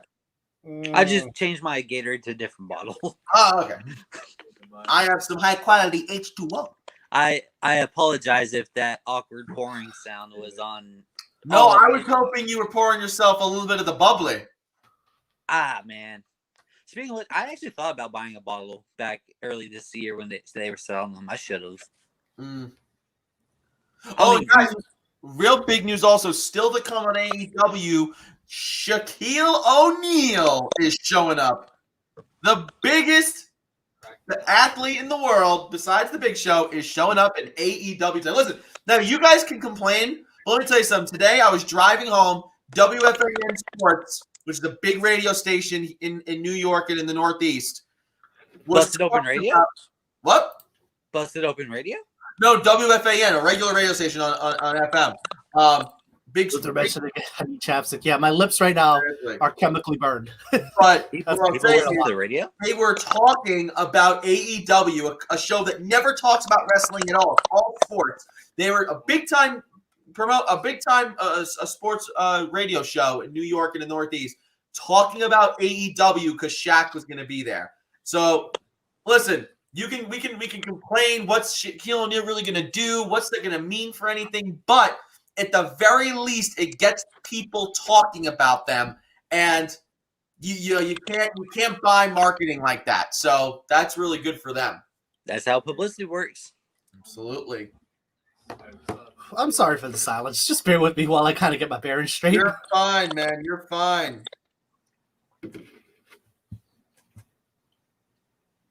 I will say this much, though. As painful as that was worse than the chip, number one. And number two, I actually had a lot of fun doing that. Yeah, you had fun doing that? It was an interesting little challenge to see if I could laugh. 3. It's all over, folks. Oh, man. I don't think I'll do that again for a while, but I survived. Clinton says, dude, Northeast Wrestling is awesome. I watched Adam Cole Bebe versus Cody Rhodes for the Northeast Wrestling World Championship. That's awesome. We can push it fast enough. And on NXT currently, the Grizzled Young Vets just picked up a victory over Everrise and Imperium. Wow. Oh, man, I'm starting to feel relief. My lips are definitely chemically burned. I'm going to need chapstick for a while. I can feel it. Get that boy some milk. Mm. There you go. I drank half this gallon already. It's a half gallon, but still. Half of a half gallon. Oh, man. I saw a lot of people were kind of cheering for me in the comment section. I'm so sorry I wasn't able to kind of reply to everything. But thank you for all the support. That definitely helps so much. Nick, what are our current views looking like on the Twitch and the YouTube? Right now, once again, Twitch is our highest viewed platform right now. Guys, we cannot thank you enough. Make sure you go over to Twitch. If you're on Facebook right now, if you're on YouTube right now, jump over to Twitch. That's Respect the Ring. All one word. Again, that's Respect the Ring. Appreciate it, guys. Cannot thank you all enough for being here and stuff. I'm sorry I'm looking down at my phone. I'm looking at both Yankee off-season news, and I'm also going to be sharing us like crazy right now a little bit more. So, appreciate You know it's bad when I have to tear off my hat for this. Holy shit. I never tear my hat off. Don't forget, ladies and gentlemen, we are the best, hottest rising, best damn wrestling show on the internet. Oh, tell us more. We are passionate about wrestling. We love it. We do. That is very true. Oh, man. We are so passionate about wrestling that Andrew just permanently destroyed some of his tongue because one of our friends did a kip up. Twice. It was worth it, I think. I take that back. He did 2 kip ups. You did. You do keep up. Which technically meant Nick was supposed to do it, but Nick was also supposed to, but Nick will not eat a spicy Dorito. I'm not. Listen, I have been threatened to not have it. And as scary as you think the wrestlers are on TV, I've been threatened. So, no. yeah, You know no, I'm the dummy for this experiment. But Andrew loves to do this. Andrew, what I'm about to say, do not. Breaking news from RTR. Mike Rosa says he will do the chip. Ladies and the chip? Mike Rosa will do the chip. Yo! I would love to see that. I actually, you know what? Everyone tune in for that. I can't wait to see that one. That's going to be interesting. So I'm going to say something, but don't take this into any ideas because I will not accept it. But I would rather probably do the sucker than the chip. Well, you have the chip. Exactly. Nick has both. I'll do the chip eventually. Something's got to happen for it, though. And I would prefer to be off the next day from work. Just to take the time to recover. Oh, he says not. Oh, what a bastard. Wow. I can hear our viewers. What was a better bait and switch turn right there?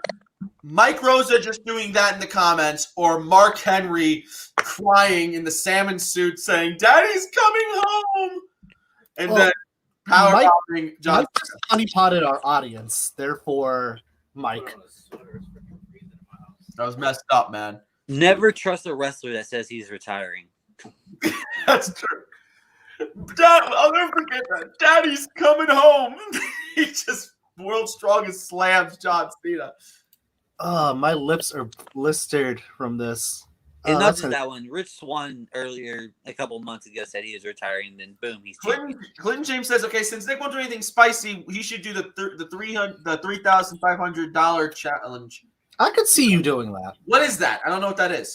So it's 4 10-piece, I think, 10 20-piece nuggets, 2 quarter pounders, 4 large fries, and 4 or 5 Diet Cokes. That's all. Why is it $35? Why is it $3,500? 3,500 calories. $3,500 because there was a meme on Facebook that if you did it all in 90 minutes, you get $3,500. It's not really real, but I thought it was calories. I can. I've been really good at swearing off of fast food since June. I've not touched any fast food since June. So I'm very proud of myself for that. Unless you count Chipotle as fast food. nah, You can't count that, right? can't really. Love me some Chipotle. Everyone in the audience right now, I have a request. If anyone knows how to do editing or clipping, if somebody could clip the whole feed of me doing that Toe of Satan from start to finish and send it to me, either like on the Respect the Ring page or on my personal Facebook, I'd be greatly appreciative of that. I want to keep that. I actually want to keep that. That was a badge of honor for me. Nick, can you hear me? I can hear you perfectly, babe. Okay. Oh, man.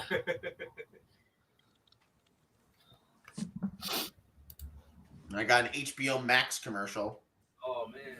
Now, see, Mike Rosa just put a condition in regards to doing the chip. If we could get 25 different people to comment on our shows, then he'll do it. Not in one show either, 25 different people.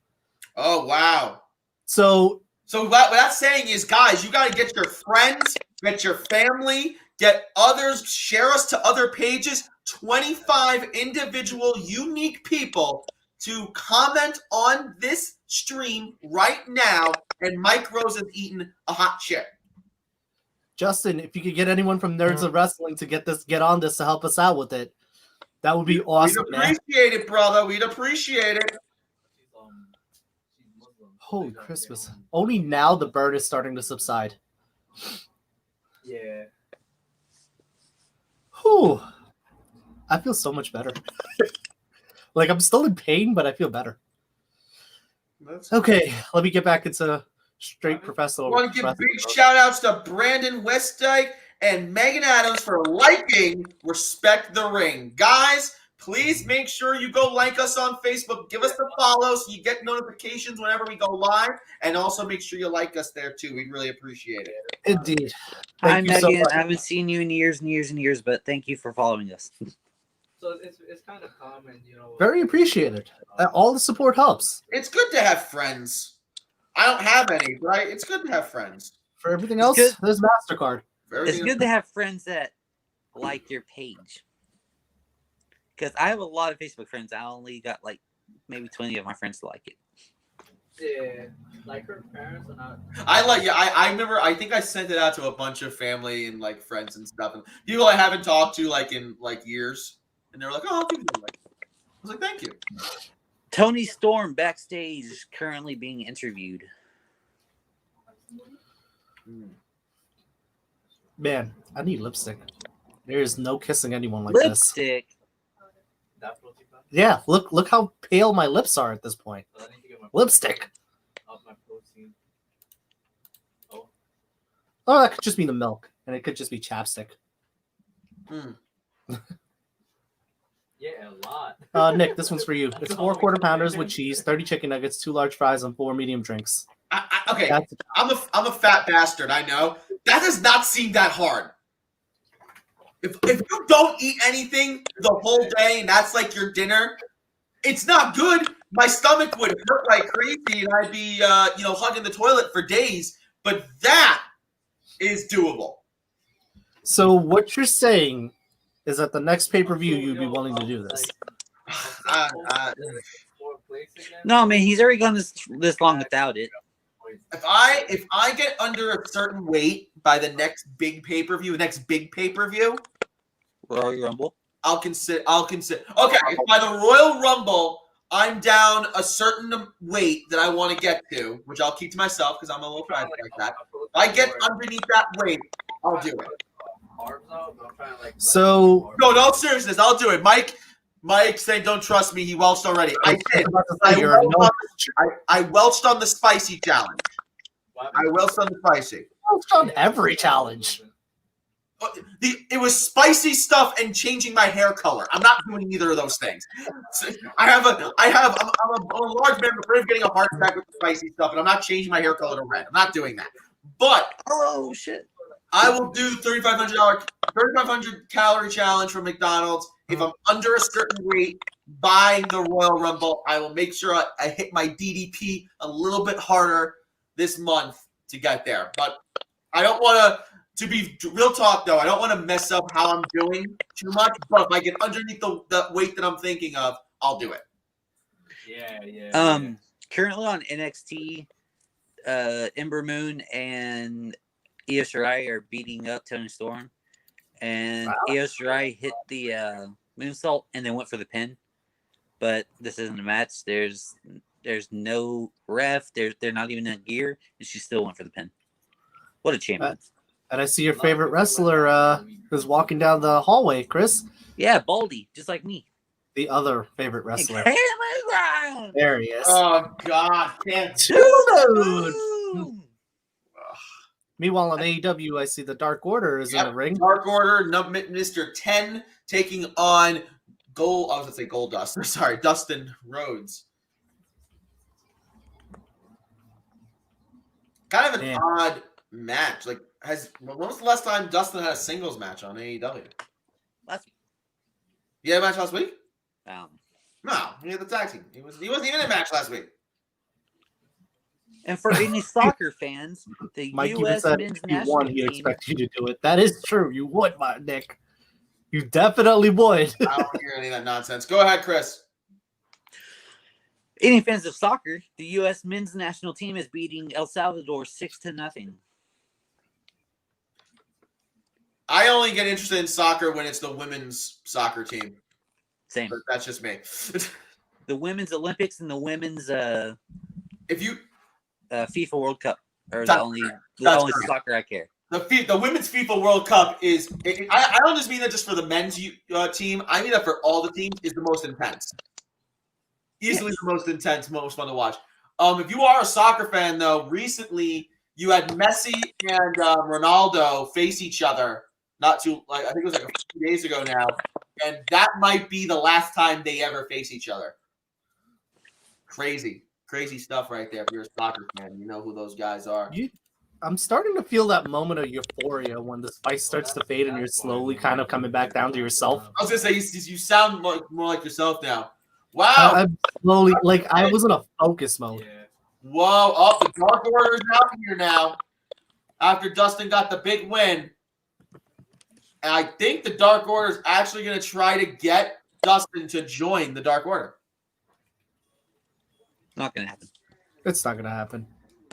I'm making myself loud. I'm going to mute myself because I want to hear what they're saying. Hold on.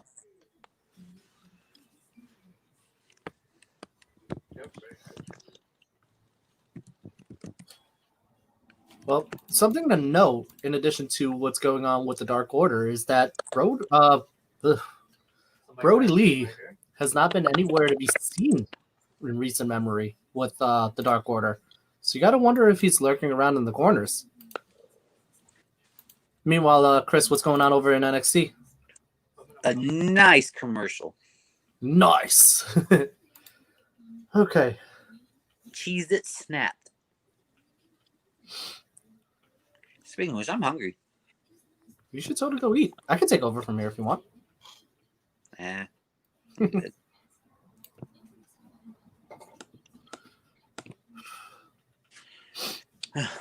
To be honest, I want to see if anyone else could do the toast. Invited Dustin to become 7 of the Dark Order. There's already a 7.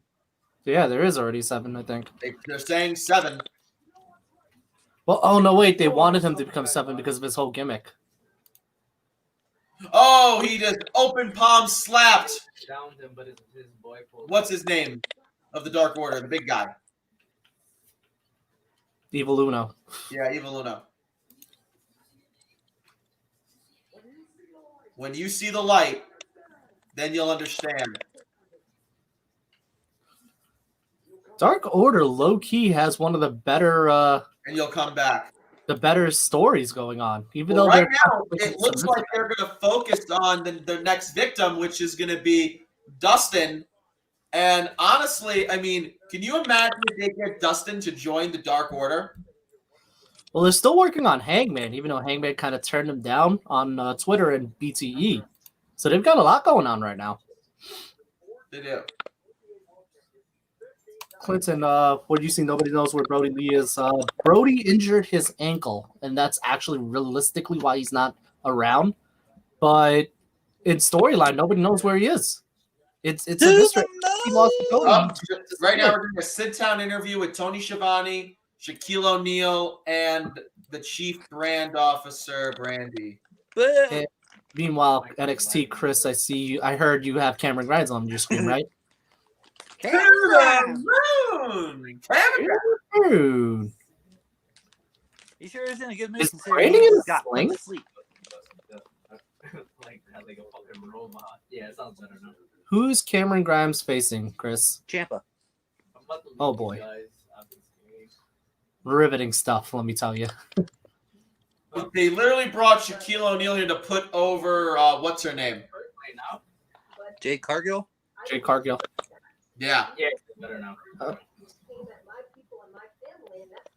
And there's Brandy in the sling as a result of Jade Cargill's attack. Yep, he's saying that he wishes her the best, but I do not approve of her what she did to Brandy. Guys, my audio is messing up. I'll be right back. Okay. You got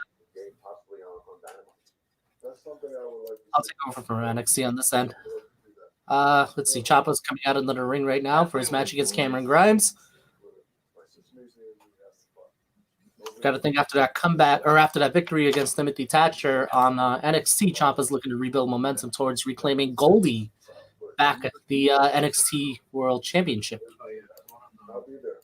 All right, well, there you have it. Thanks for being with us. And So Nick, you keep on track on what's going on with Yeah, AEW. I was just making sure I listen here. Shaq saying that he will be there for eventually when Brandy faces Jade. Interesting. So that's going to be happening down the line. Yes.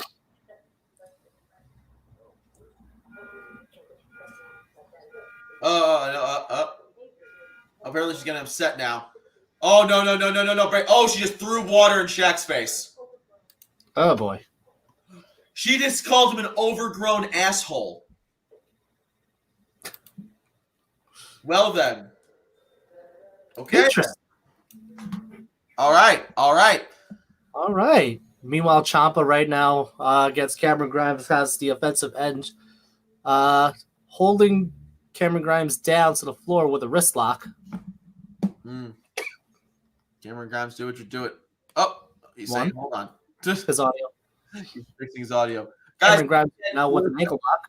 we're 7 minutes away, guys, from getting to the 2-hour mark of our 3-hour show. As you all know, when we are live on Wednesdays, we cover MLW Fusion, AEW Dynamite, and NXT. And in the 7 to 8 hour, we solely handle MLW Fusion. In the 8 o'clock to 10 o'clock hour, sometimes it goes a little bit longer because the show goes longer. We'll have one of us watching AEW. That's me, Nick. We have one of us who's bouncing back and forth, and the other person that's solely watching NXT. So make sure you join us every single Wednesday. Follow us on Facebook.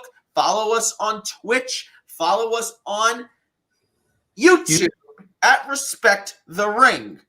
Make sure, again, guys, that's Respect the Ring to get all awesome content, especially on Wednesdays when we have our watch parties. And it looks like Mr. Chris is back. Hello, Mr. Chris. We're good. We're good. Yeah. We're good. They're gonna The band is back together. Oh God, isn't that what they said for like NWO 2000 or something like that? Like NWO 2000 and the band and Impact with Scott Yeah. Hall and Rock. Well, we are the OG3. The OG3. They are by any chance? Also, it Meanwhile, looks like Chopper the- right now on the offensive end against Cameron Grimes, Steady Detacher sitting on the outside.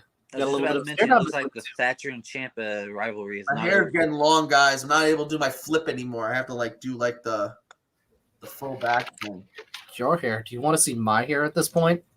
Bro, I've been telling you to get a fade for like 2 years now. Just get one already. Bruh, watch this. Hold on. Let me clean my hands up since I've touched chemicals and shit. Andrew, if But you look- get a fade, I'm not gonna be your friend anymore. Look. Why? He would look so good with a fade.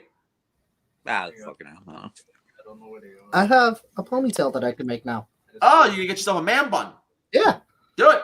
it's grown. I Actually, I could. aspire to have I a really man bun. want to. Think of when you can outrun. Matter of fact, I think I have a thingy I can actually tie my hair right now. Yeah. I'm now getting a commercial for Snow Pincer. Get on the bridge. I'm having a commercial It's a for really good show. Control We'll see. Energy. I have not seen it at all, so I have no I idea. recommend it. I would Oh, we recommend. got Mr. La Champione, the demo god. Well, today's the Inner Circle Ultimatum too, by the way. Yes. As I mentioned Yeah. before, guys, today, 19 years ago, Chris Jericho became the first ever undisputed world champion in WWE by defeating Stone Cold Steve Austin and The Rock in the same night. He comes out now, arguably the biggest star in AEW, with the Inner Circle. And tonight, as Andrew just said, it is the ultimatum. Jericho will not have dissension within the Inner Circle. Either the Inner Circle works together or they disband. The So- Ultimato. We'll have to see what happens. Anybody get that reference? Which one? I didn't hear it. Tonight is the Ultimato. It sounds familiar, but I can't think of it off the top of my head. Let's see if anyone in the fans knows. If we have any fans left. Glenn James saying Andrew Samaroo going for the Tama Oh, Tonga look before he cut his hair. Because then tell Yeah. me, isn't he like bald now? He's short-haired and he shaved his beard. Boo! I'm turning my volume up. I'm going to turn myself down. I want to make sure I hear what Jericho has to say. Got it. And right now on Twitter, AEW is trending worldwide. Should also mention real quick, thanks to Kenny Omega showing up on Impact last night, Impact was trending worldwide for the first time in a long time. They actually reached #1 at one point, and they topped their record for Twitch views. During the Kenny Omega segment, they had 55,000 people watching them on Twitch. That's the biggest they've ever had. Is there a bike close by? Oh. Meanwhile, back in NXT, we've got Cameron Grimes right now taking advantage of Ciampa on the floor, or rather in the ring. Currently dominating against Ciampa. Where's the other member of Proud and Powerful? Santana's currently off television due to personal problems. That's what it's cited as right now. Could that be COVID? It hasn't been confirmed. Huh. But they did say that he wasn't sick, so Yeah, I'm looking. Oh, it's just his personal stuff. something. Yeah, I'll catch that on something. I'm going mute again for a minute.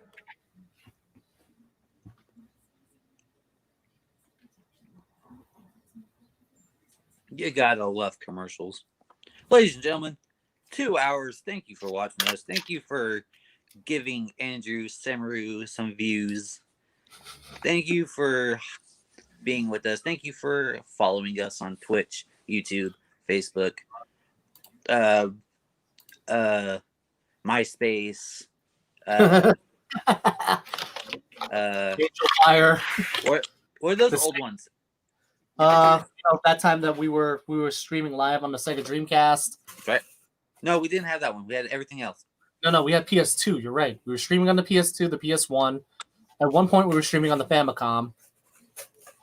Yep. That was the thing. Atari Good times, 3000. right? Good times. Sorry, 3000. That's right. That's right. Luther, what's going on? Welcome to the YouTube side. We do see your comments on YouTube as well. Thank you so much for following us up on YouTube as well, buddy. Everyone else, definitely follow along. Follow us on YouTube and follow us on Twitch. You can watch us on your Apple iPhone. or your Apple iWatch Or your Tubi. or Tubi. That's right. Yeah, or Hulu. Or your Zune. Or your Zoom. You can follow us on Tumblr as well. We have a Tumblr. No. You don't have a Tumblr. All the 12-year-old girls in the world would like to know Comment, that. though. It'll have pictures of us.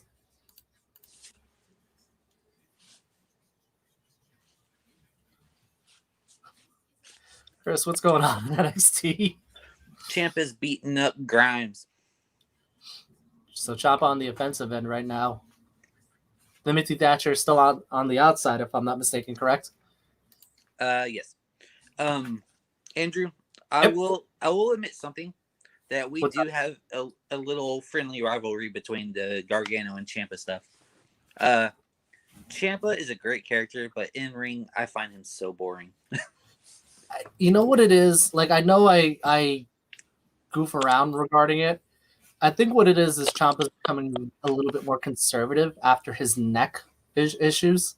So I think it's more of a grounded style that he's kind of displayed compared to the more dynamic, explosive style that you're used to seeing from him. I can't fault him for it, but I will say it has caused his matches to be a little lackluster. Yeah. And I think that's why DIY was perfect. I don't like Gargano at all. I like Ciampa. I like Ciampa as a character, not as a wrestler. I like Gargano as a wrestler, not a character. So together they were wrestling characters. Indeed. Brady shouting me up. The Andrew Samaroo. This is me, buddy. How's it going? Welcome. You missed the Toe of Satan challenge, unfortunately, where I suffered miserably for 5 minutes. Cameron But, Grimes just landed on his face. We're going to work on clipping that for you. Thank you for joining us, Brady. Luther said, I can't afford the Apple Watch. And Heath Slater was, I got Hi. kids.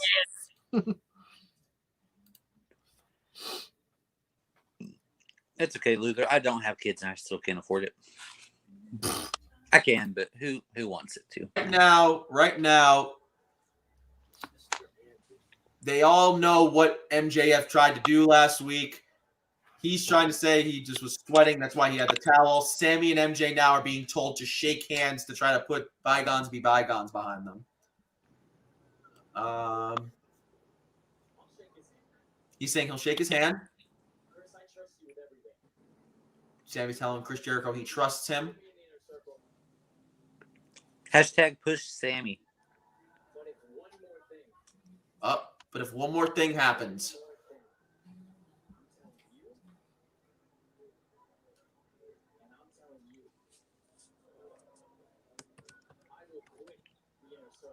He's saying MJF does one more thing, he's out of the inner circle.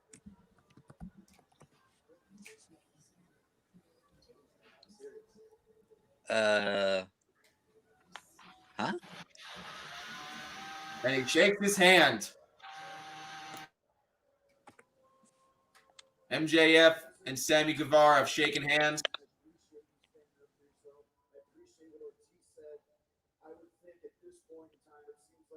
Widow's Bell. There you go. Brady, I'm so sorry, man. I will, if somebody in the comment section can, if they can clip the Toe of Satan challenge that happened during this stream, please clip it and send it over to our end, and we'll definitely share it. We'll give you the credit as well for it. Hager and Wardlow now talking out at each other. They're both saying that the other one stares at them.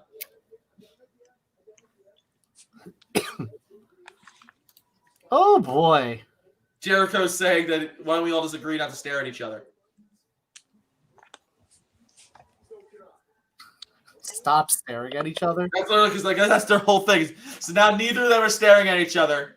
They're both still kind of staring at each other from the corner of their eyes, but they're looking the other way now.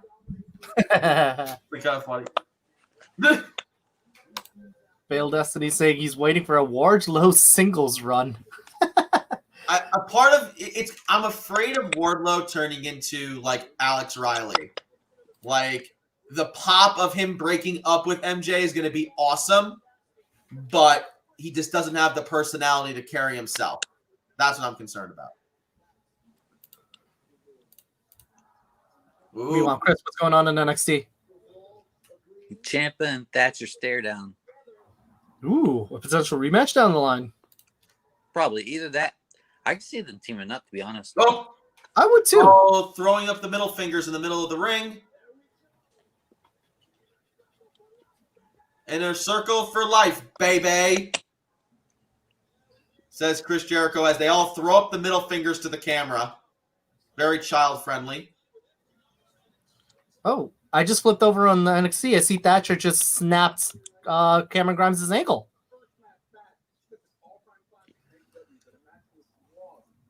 So there is something going on between Thatcher and Ciampa, it seems. Cool. At least it's not him and Dexter Loomis. Not yet, at least. The main event of the night tonight, by the way, is Ember Moon versus Raquel Gonzalez. I'm okay with that. I was very disappointed when I saw it, but who knows? Raquel shocked the world and got the pinfall victory over Aew on Sunday, so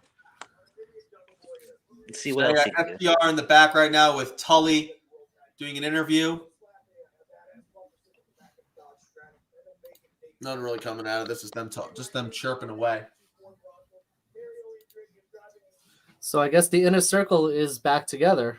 Full The inner court. circle never left, Andrew. They are now stronger than ever. However, the biggest things to come out of it, though, are that everybody has been put on notice by Sammy Guevara, not only MJF, but he got in the face of Chris Jericho, too, to make the point that if one more thing happens with MJF, he's leaving the group. Interesting. MJF is leaving or Sammy's leaving? Sammy's leaving. Sammy Guevara. And what was very interesting is that I love what they did, because if you remember last week where there's that whole thing where MJF made it look like that Sammy Guevara tried to throw in the towel.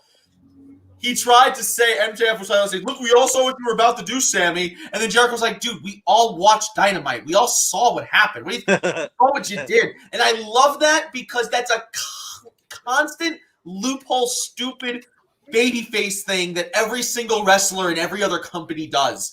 Where there's like that switcheroo and they somehow lose the ability to rewatch the shows that they're on. It's ridiculous. Like they don't see what happened. Like, come on. The irony. But right now, the Butcher and the Blade and the Bunny are in the ring with Eddie Kingston, and we know that we will get them in a 6-man tag team match against the Lucha Bros and Lance Archer, which is interesting because I didn't realize Lance Archer went kind of babyface. I don't think he really is. I think it's more of the enemy of my enemy is my friend sort of deal. I guess so. Oh, here we go. Here comes the Lucha Bros. Of course, Phoenix and Pentagon. Reminding you, Nick, if you ever went on your AEW rant yet. No, I mean, so I'll say it now. I know we're all very excited about, what Kenny did going over to Impact and stuff like that. But I have to tell you, I think that they are once again selling us a bag of goods that's not real. Where they're trying to make this out to be, we're going to get ourselves a really awesome, partnership.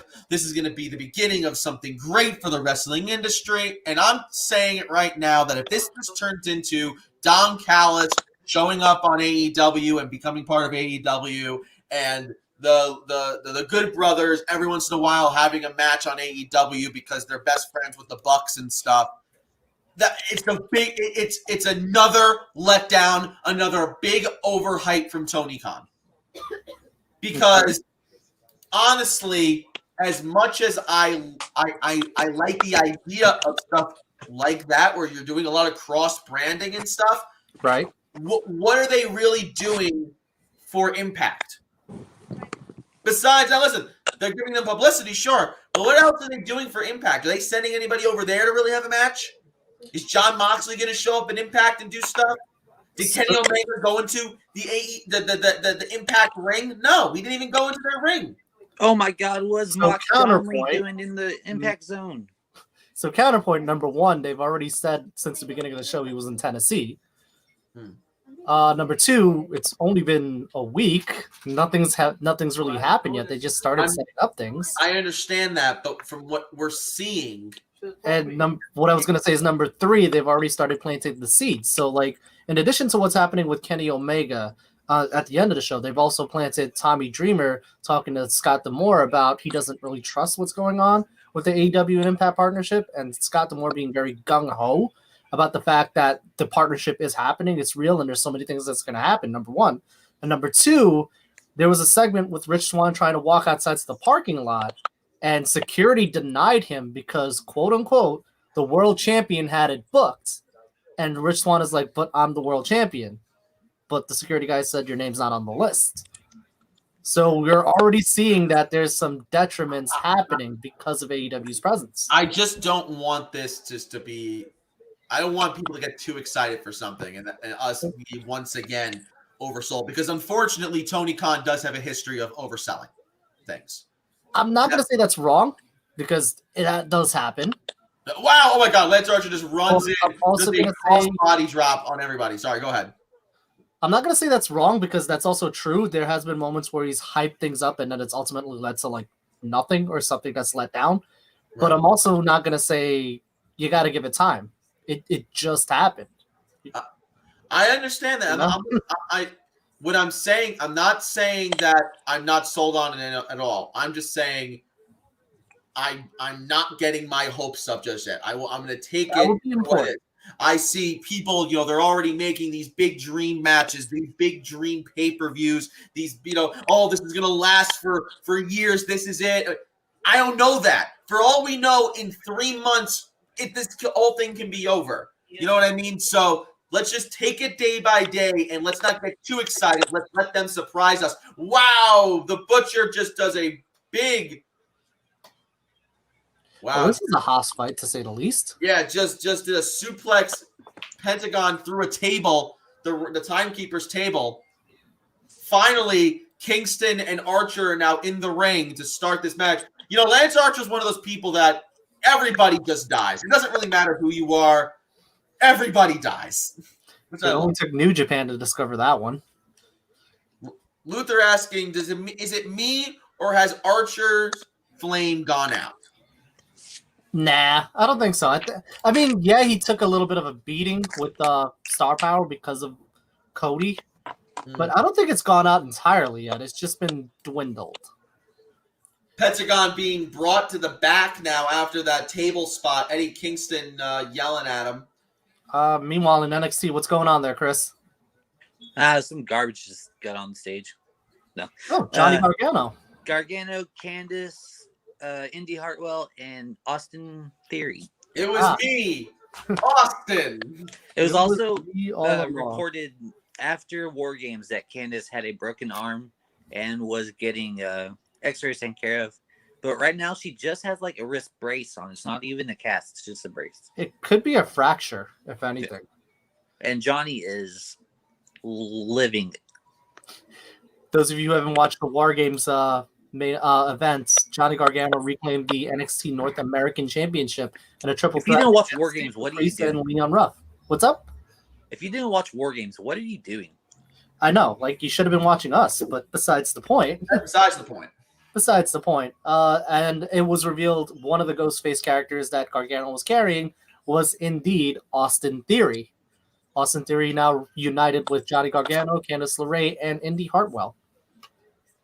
Up every Thursday night on AEW Wrestling on YouTube, you can check out Brandy doing new recipes for drinks. Because wrestling. Okay. Wrestling. And Brandy. Can I kick him off the stream? I can kick him off the stream, right? Yeah. Kick me off the stream. How about they kick Brandy off the stream? How about that? Because Brandy's not on a stream. Brandy is on this big ginormous stream called TNT, called AEW, every freaking Wednesday, and it's annoying. Tell me how you really feel there. Kelly was a better wrestler. I have Tamina has more character than Brandy. We're gonna And get taken. Tamina has less character than a garbage pail full of sawdust. Who hurt you, Nick? Lots of people have, actually. I'm going to therapy, but that's besides the point. Also, the bunny is also ringside, and she also became the bunny again a couple of weeks ago for like no reason, right? She just No, there was a reason. Oh, There was a reason. Eddie Kingston told, I think either Butcher or Blade, I forget. I think it was Blade, to sort his house in order. And Allie came back and explained that she was really supposed to be a spy for the Natural Nightmares to report back to the Butcher and the Blade. The only thing that happened that threw a monkey wrench and everything was that QT Marshall tested positive for COVID.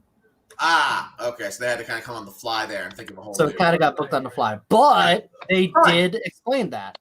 I appreciate them explaining it, and I actually like her back to just being the bunny. That's the way it should be. You know, it's funny. Luther brought up the point that he was wondering if Archer's flame has gone out. Even if it has a little bit, this is the perfect kind of match just to remind people that Archer exists in the company and that he can do cool stuff. Because they're really showing off Archer in this match. Indeed. Of course, still to come later And there on. was a time where Archer did have COVID as well, so that could have also aided in him kind of losing out a little bit on momentum. Later on in the evening, you've got Kenny Omega, who will be speaking, of course. Mm-hmm. Chris, what's going on in NXT, Chris? House of Gargano promo. Okay. I love Indy Hartwell. I can't wait till they actually let her start wrestling. Honestly, I can't wait either. Indy Hartwell's so good. Like, for a rookie, she's still really good. Man, the Blade is so good, too. Oh, I see there's a surprise for Candice. I'm hopping over right now. It's a trophy. It's a trophy. What's in the trophy? What's in the trophy? War Games champion, probably. Well, they won, right? They won War Games. Yes, the team did win War Indy Games. Hartwell with that Gucci belt, though. That Gucci belt probably cost more money than the North American belt. I wouldn't be surprised if it did. Honestly. They're also making Indy and Austin look like absolute idiots. Kind of, yeah. They're kind of like Austin's kind of like acting like a nerd right now. Drum roll, and oh my good grief. What is that? What? The Shotzi. Is that Shotzi? Oh, you guys haven't. Oh, Andrew, you're really behind because I'm looking at the trophy right now. Yeah, I'm looking at the trophy too. It's a doll with green hair. Yeah, it's Shotzi. It's Shotzi. Oh, someone's coming in. Oh, Mr. Archer's back. Nick keeping track of AEW, Chris keeping track of NXT. I'm facilitating between the two of them. Going back over to AEW right now. I won't lie. I saw like the preview of NXT and I was kind of disappointed from the two things that they showed. This has been a really good show. Indeed. Both shows have definitely been delivering so far right now. This is good.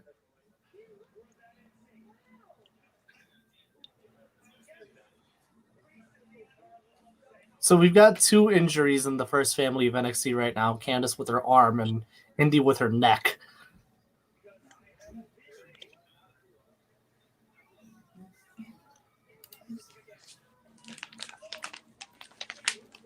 In all, what's going on over in AEW there, Nick? Just a standard back and forth match. Looks like the Blade now is starting to take a little bit of advantage of. Oh, he was just about to take advantage of Archer, but of course, Jake the Snake Roberts doing what he does best, protecting his client, interferes. Now, here's the thing. He directly interfered with the Blade. He blatantly pulled his leg. You know that Audrey saw it, and she still doesn't throw him out. It's a little weird. He tags in Phoenix. Phoenix goes up top. Big jump from the top. Takes out Blade. Here comes Butcher. Trying to get the best of him and Eddie Kingston's able to fight both of them off a little bit. But Butcher is just such a big man. He's not going to get taken down easily. No, not at all. Wow, Phoenix is able to take out both Eddie and him. Guys. What's up? Time's up. Oh. Cross Oh! taking out Priest. Oh! I'm switching. I'm sorry. I'm switching. Oh! Karrion Kross is destroying Priest. Ladies and gentlemen, Karrion Kross is back in NXT. Fall and pray. Fall and pray. Oh, I cannot no. wait till we can have people back in arenas and stuff. When you have a full arena of people yelling "fall and pray." That would be amazing. You know what I like about Kross taking out Priest? Those are the two best entrances in wrestling right now. Well, NXT. I'll say NXT.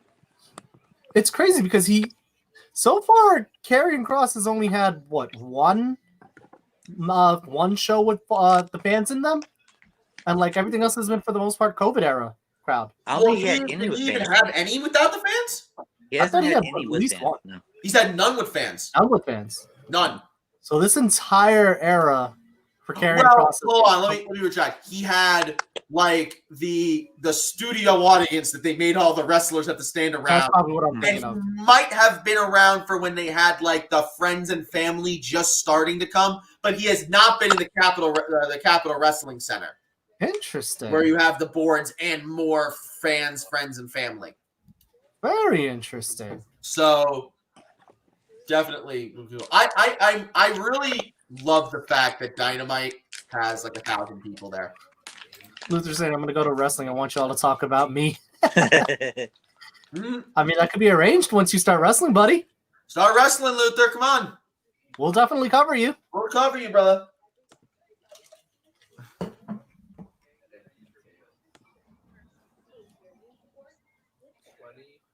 It's looking like Archer's setting up for the blackout. NXT right now currently in a commercial at this time. Yes, it is. 2044 94 And that's the win. Beautiful.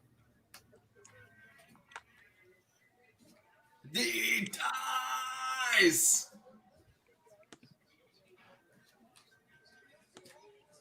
So what are you guys thinking about both your respective shows so far? I think so far AEW is doing a great job. Oh, we got Nyla Rose and what's her name beating up Brandy. Oh no, they're not beating Jade up. Cargill and Vicky Guerrero.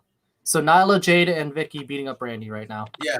Oh, no, I was wrong. It's not Brandy. The Big Swole and someone else just came in trying to make the save. Boo. Why you got That's Serena photos like Deeb. that? So we got an all-women's brawl right now. Nyla Rose, Jade Cargill, Vicky Guerrero beating up Brandy until Big Swole, Area Monroe, and Serena Deeb coming in to make the save. So I guess we got a potential 6-man tag coming down the line. Or 6-woman tag, if you will. Oh, here we go. Abandon coming out. Abaddon. Abaddon. I don't care. She's weird. I'm not a big fan of Abaddon. I'm a massive fan of Abaddon. I love the game. 5-match winning streak with AEW, with her record being 5-1 with the company. Who did she lose to? Her debut match. Oh, And ever since then, she's been on a tear. and let's remember that 2 weeks ago she did attack Sheeta, the current AEW Women's Champion. Sheeta was in a lot of shock, really, really, really freaked out by her. Which is uncharacteristic for Hikaru Shida because Shida is known to put on a stone face exterior throughout her entire title defense. So seeing Abaddon and the way that Shida reacts, Tessa Price is terrified of her. oh boy. And it looks like we're gonna get ourselves a nice big old murder fest here, guys. Abaddon throwing Price into the corner, taking big shots to the midsection. The This is rope gonna- her by her neck to the middle of the ring. Love it. It's Chris, let me know when abandoned. NXT's back. What's Who's up? saying, Nick, you gotta teach me how to act first. I got Okay. you, brother. For the low price of $499 an hour, I will teach you how to be a wrestler. Is that a lifetime fee or is that a monthly fee? That's per hour, he said. Per hour, I said. Per hour. Oh, Per even hour. better. Even better. That's a low. Listen, that's a low for a friend. Is it? Yeah, Is it though? it is. I think it is. Abaddon grabbing her by the hair, pulling her up. I don't think Price got a second of offense so far in this match. As we're going for Here we go. She's setting up for what looks like going to be a Gory bomb. Finally got it. Gory bomb, or no, that was a Widow's Peak. Early. It's more of it's from the it's technically a Widow's Peak, but from the Gory bomb variation. Because Okay. Widow's Peak is the power bomb setup into it, but Okay. And she's now the ref just books as Price is just getting beat up. She's just continuing to maul her. They're ringing the bell. Abaddon's not listening. Oh, here comes Sheeta. Sheeta in street clothes with her kendo stick. Oh, she is scared. She is afraid of Abaddon. She does not want to get into that ring with Abaddon. yeah, Sheeta is freaked out against Oh, Abaddon. she's in. Abaddon is not moving. Oh my God! She didn't hit Abaddon square in the head. Wow. Give it a minute. Meanwhile, what's going on in NXT? Chris? Well, earlier in the show, Pete Dunne was in the back doing a promo and was attacked by Killian Dane. So we are having Killian Dane versus Peter Dunne right now. Peter Dune. I see Abaddon Yeah. sat up. Nick. Sheeta pulls out Price for the save just as Abaddon sat up like the Undertaker after that kendo stick shot to the skull. Unfazed, Sheeta is afraid and is very, very nervous about what's going to happen. Because you know that Abaddon's coming after that title. And up next, we will hear from the new AEW World Champion, guys. Switched over to NXT at this time. I see Killian Dane versus Peter Dune. Hard-hitting affair between the two right now. Like a spring more tactical. Haven't they had a feud already? What's up? Haven't they feuded already? They may have been the early goings. Yeah, it was like a year or two. Oh my God. Killian Dane just kicked the life out of Oh, Dunne. Yeah, I'm up. Oh, man. the rest of the Inner Circle is announcing backstage they will join MJF and Wardlow at ringside for their MJF's match against Orange Cassidy for the AEW ring. Man. So let's see what happens there. Something tells me that there's going to be some miscommunications. Some Oh, issues. absolutely. People in the comments section who are watching us, all 12 of you right now, watching us all over Facebook and Twitch and YouTube, let us know in the comments section, what are you most interested in tonight? What have you liked so far? What show are you watching right now? And which main event are you most interested in? Also, remember, if you guys keep commenting that Mike will do the chip, he is going to do the chip. 25 One vote. people. You One share vote. it with all your friends, guys. Share it. Come on, share it. One vote per person. 25 people has to write "might eat the chip." Oh, Fatal Destiny mentioned this was a three-way feud that was supposed to include Damian Priest. Obviously, Karrion Kross, I guess, got involved and kind of prevented that from happening, so to speak. But this goes without saying. Very eventful episodes from both ends. Chris, who do you got winning this one? Dane with a dirty clean, I bet, or a dirty pin. Killian Dane? Yeah, either distraction from someone else or just a dirty pin. Luther voting for me in the lollipop. That's going to be a moment in history. I want that to go viral. Somebody make that go viral, please. Like, just start posting it everywhere. Put that on TikTok if you need to. It'd be like the coffin dancers. It's like the second you put it in your mouth, like, Yeah, just put me in the coffin If dance. somebody makes a coffin dance video with Andrew about to eat it, and then it's everybody else from RTR, from Respect the Ring, with their faces superimposed on the dancers with Andrew in the coffin, that you get automatic, you can become part of the show. Oh, look, Chris has the chip. Ooh. Someone make that video. I'm eating this next week. Oh! It's on the record, unless he backs out like Mike did. But... Nope, I won't back out. All right, so somebody make that meme happen, and then you're going to get Chris eating the one chip challenge. But I had to pick Win because I needed to work with my work schedule. As long as it happens. Meanwhile, what's going on in AEW, Nick? Right now we got a commercial right now. That's it. That's all we got. We got a commercial here for TNT. Got it. So we got to focus right now on Pete Dunne and Killian Dane. Looks like Pete Dunne right now is on the offensive. Pete Dunne has lost a massive amount of mass lately, hasn't he? Indeed. Here we go. Kenny Omega about to speak on AEW. Oh, there you go, Chris. He's going to make the video. Oh, let's go, baby. Make the video. Please Come make on. make the video and post it on our page. Like, put it on the page. We will pin that. Oh, we got a helicopter coming in. A private helicopter.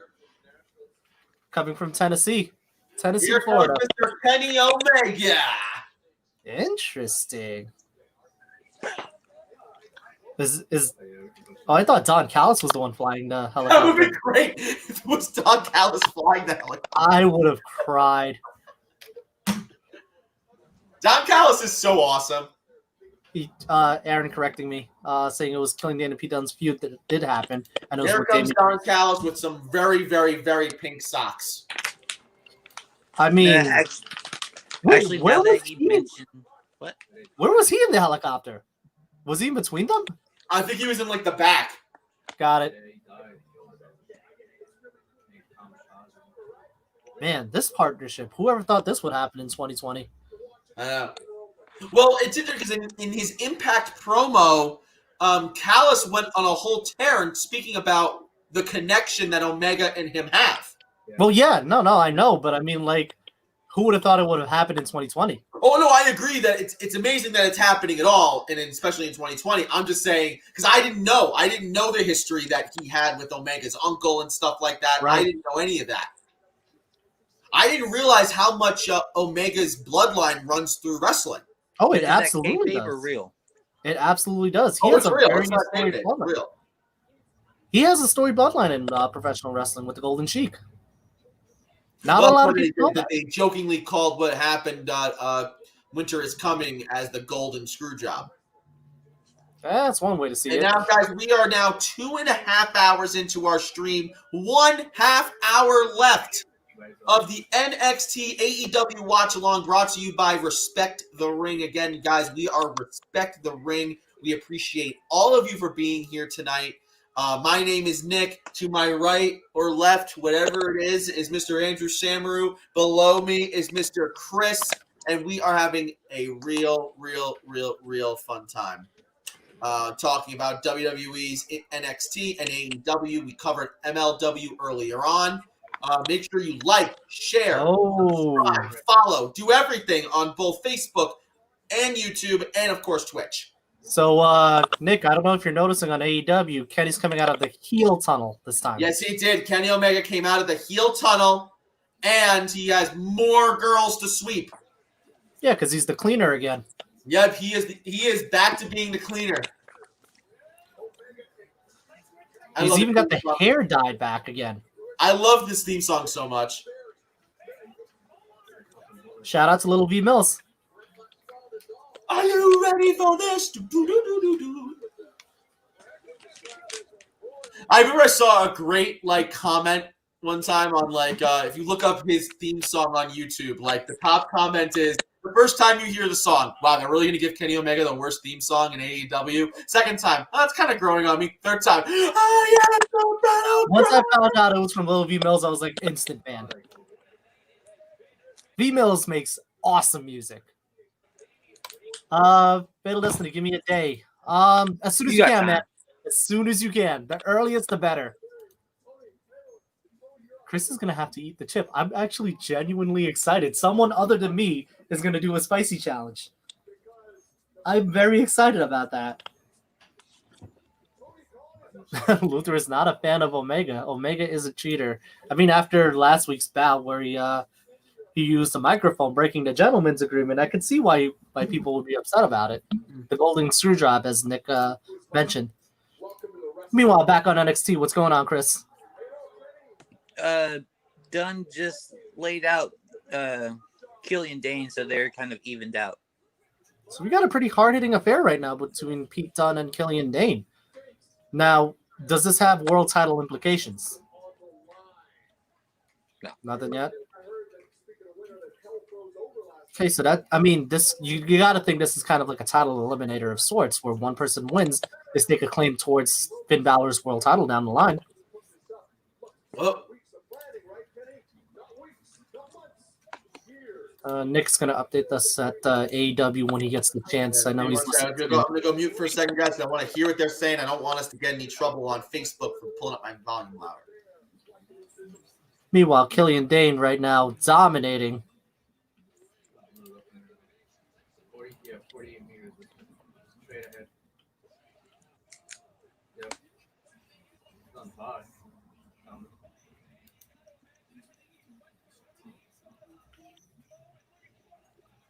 Satchel right here. He's gonna land on the vibe. I mean the low. Now, right now, I see that I just flipped back. I see Pete Dunne kicked out at 2 from the Uranagi and the elbow slam in. Killian Dane right now dominating, isn't he, Chris? Oh my god. Yes. Tragic. I'm kind of surprised. Dallas just wrapping up his part of the promo, basically rehashing what he said in Impact, that he helped create AEW by creating a year ago the best, or 2 years ago, the best match in New Japan, the match that they say changed all of wrestling, which was Chris Jericho versus Kenny Omega. That this is what you people wanted. You wanted the 7-star match Omega, and now you're going to get him. And now we got Omega talking.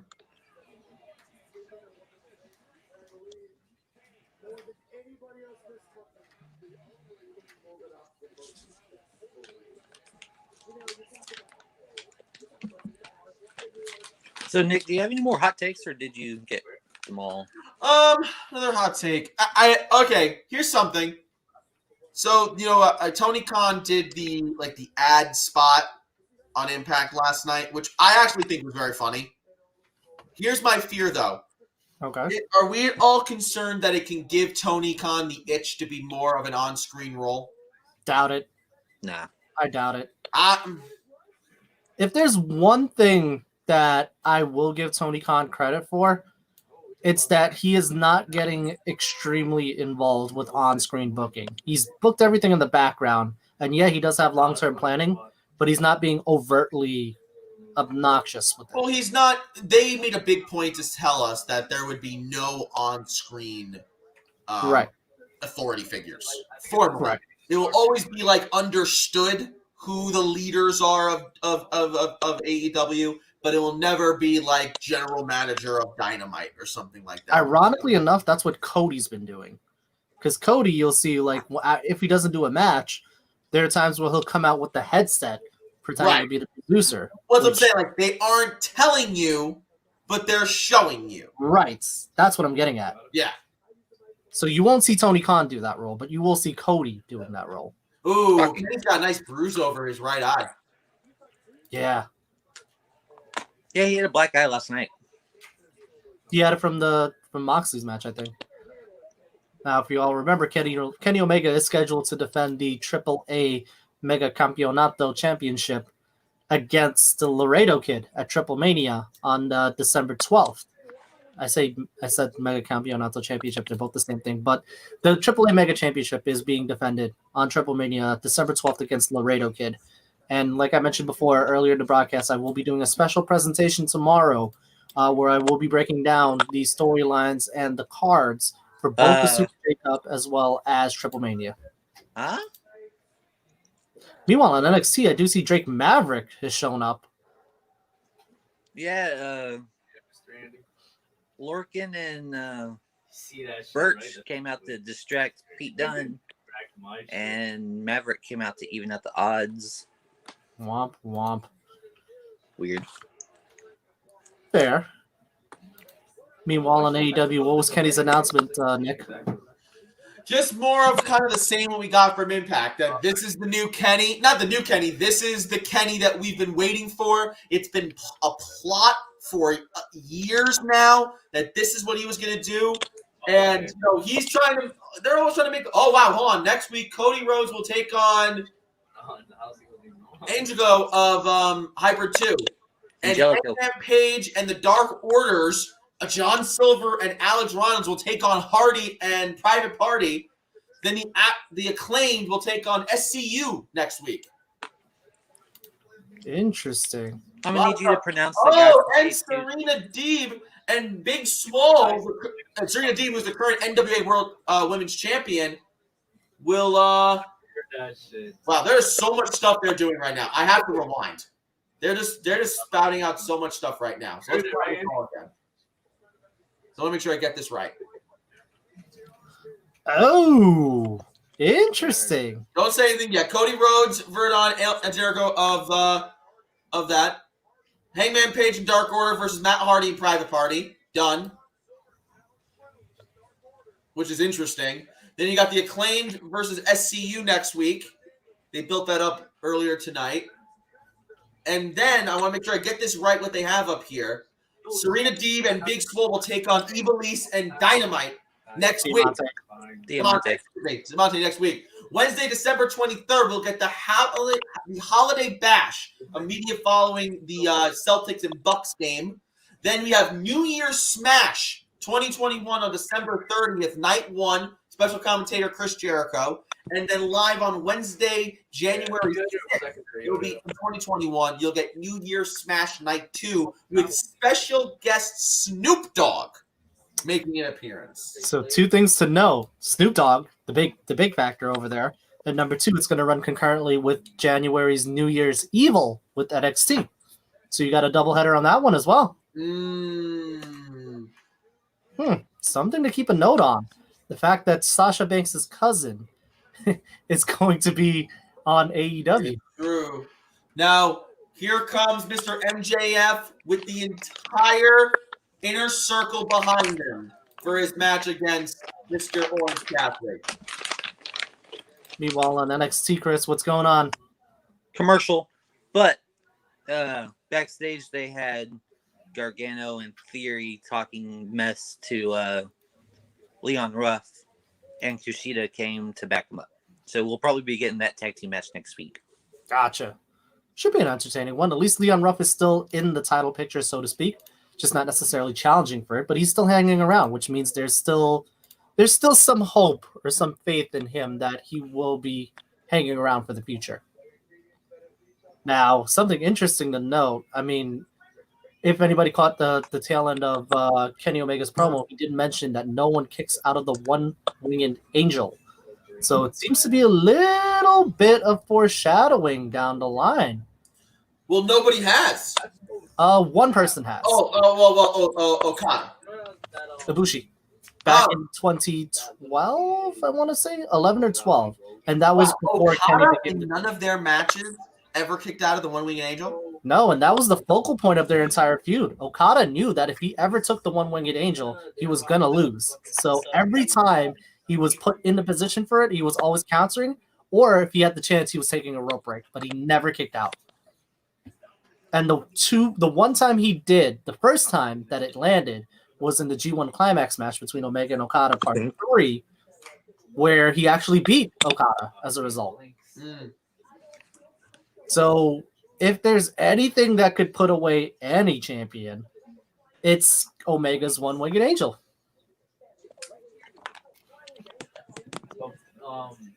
Banks doesn't really play like that anymore. Luther, if I was talking about Shaq. No, I was mentioning that the couple of things that was always Kenny saying no one kicked out of the one-winged angel, and Sasha Banks' cousin Snoop Dogg is going to be showing up at New Year's Smash Night 2 for AEW. Meanwhile, NXT is going to be running New Year's Evil January 6th. So there's a lot that's going to be going on for New Year's as wrestling, so to speak.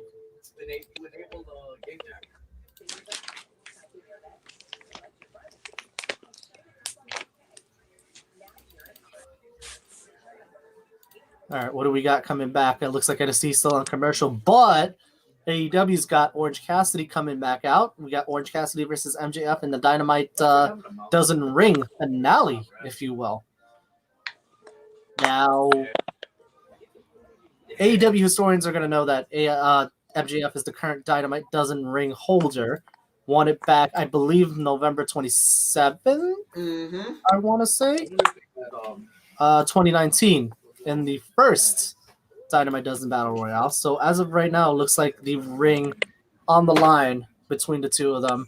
A little bit of a strange bedfellows with Orange Cassidy, of all people, contending for the ring. But promises to be entertaining nonetheless. Orange Cassidy, we all know, can go when he wants to try. So I'm excited, man. I'm excited for it. And we all know how good MJF is. Meanwhile, back on NXT, Chris, what do we got? We're getting the trailer for New Year, or what was it? New Year's Evil? New Year's Evil. Evil. Everything is evil. Luther saying getting plastered for that day. I encourage it if you can. Just do it. I will never say no to getting plastered for any reason. No. That would be a fun time one day. Who has better aviators, guys? Orange Cassidy or Don Callis? Go. Main event time for NXT. Beautiful. What do you got, Chris? Raquel Gonzalez is coming out right now, and she's facing Ember Moon. Now, Raquel Gonzalez got the pinfall against Io Shirai. A shocking pinfall over Io Shirai in War Games. Io Shirai. Big comment here from Mr. Clinton, guys. He's saying, the messed up thing about this is that Kenny Omega just put himself in a position where he needs to put up or shut up. Now he kind of needs to retain the AAA Mega World Heavyweight Championship from Morado Kid. He does. He can't lose that belt. No, he does not. Especially not a straight, clean finish anyway. No. Especially now that he's established himself as the collector, Kenny Omega. So Maybe Don Callis will help him. Indeed. Don Callis is probably going to be a factor. Or La Sociedad, if they're available. I love how MJF keeps Orange Cassidy keeps his elbow pad in his back pocket. Always, man. Only if he feels the need for it. And that's a sign he's going to try. Okay, so now right now MJF is straight up using the shirt to choke him out, and that's okay.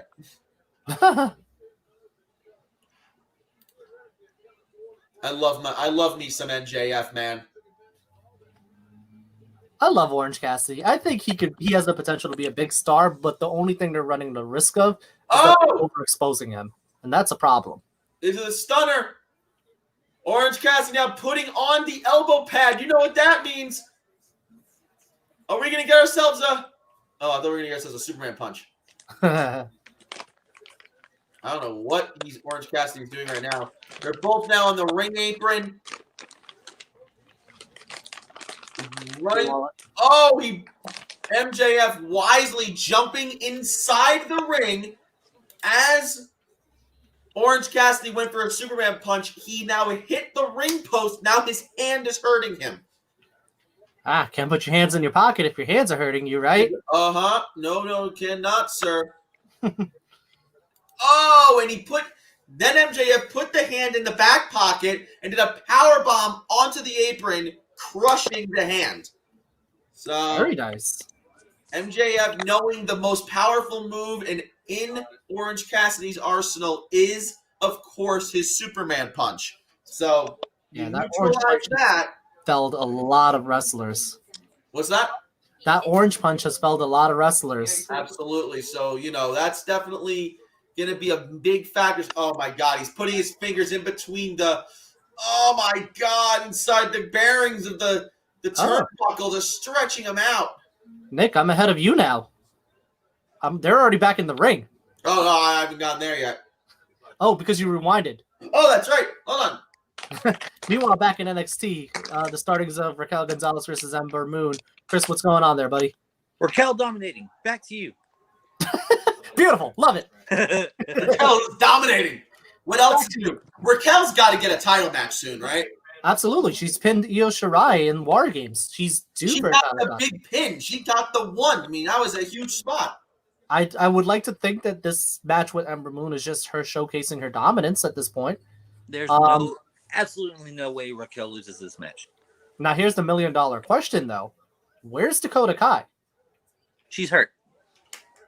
Ah, that would explain why she's not ringside. I'm just going to ask a simple question. And I hope that Dakota Kai's not that injured badly. I'm hoping she comes back. She's not hurt. It's David. Okay, all right. So she should be back. So it's fine. What do you do with Dakota Kai?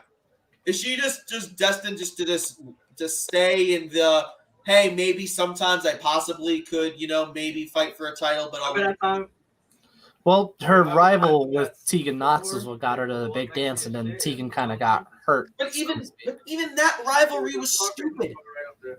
Well, that's because it was poorly. you didn't really catch the history behind it. No. I caught the history behind it. I'm pretty sure you didn't. I did. They didn't capitalize on the history. You can have all the greatest history you want. If you don't capitalize on it with good matches and do anything with the wrestlers, it doesn't matter. They were working on it, and then a cage match happened, and then Tegan tore her ACL.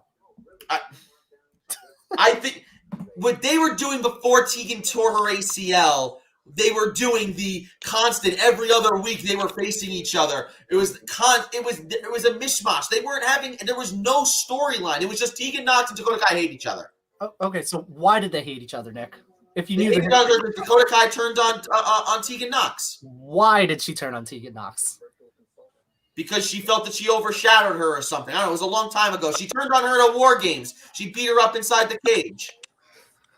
Oh boy! So the whole story with Tegan Knox and Dakota Kai started because Tegan Knox qualified for the War Games team, and Dakota Kai was being bullied by Rhea Ripley's team, and Tegan did nothing to help, and they were supposed to be best friends.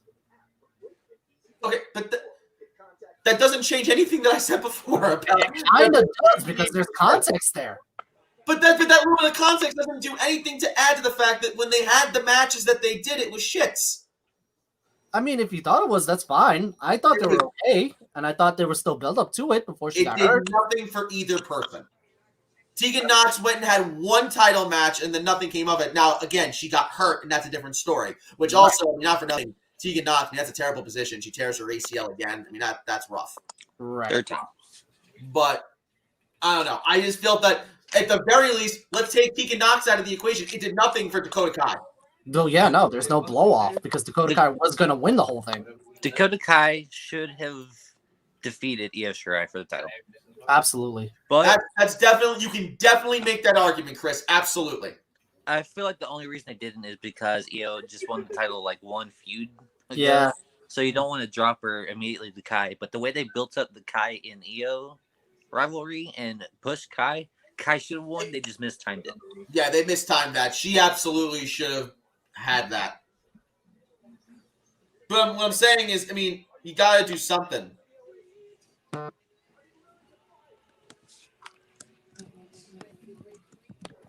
Meanwhile, what's going on over in NXT, Chris? Commercial. We just came Great back hard-hitting from analysis. AEW. MJF has Orange Cassidy inside in the middle of the ring. Oh, MJF putting his hands inside his trunk. That's funny. Pause.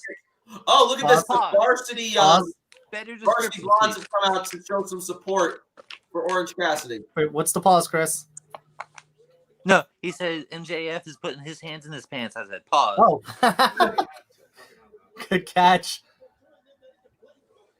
See, here's the problem. They're running. Inner circle on one side. On the other side, we have big dive by Orange Cassidy to the outside. Throws back MJF inside. We have best friends, varsity, we have a bunch of people on his side.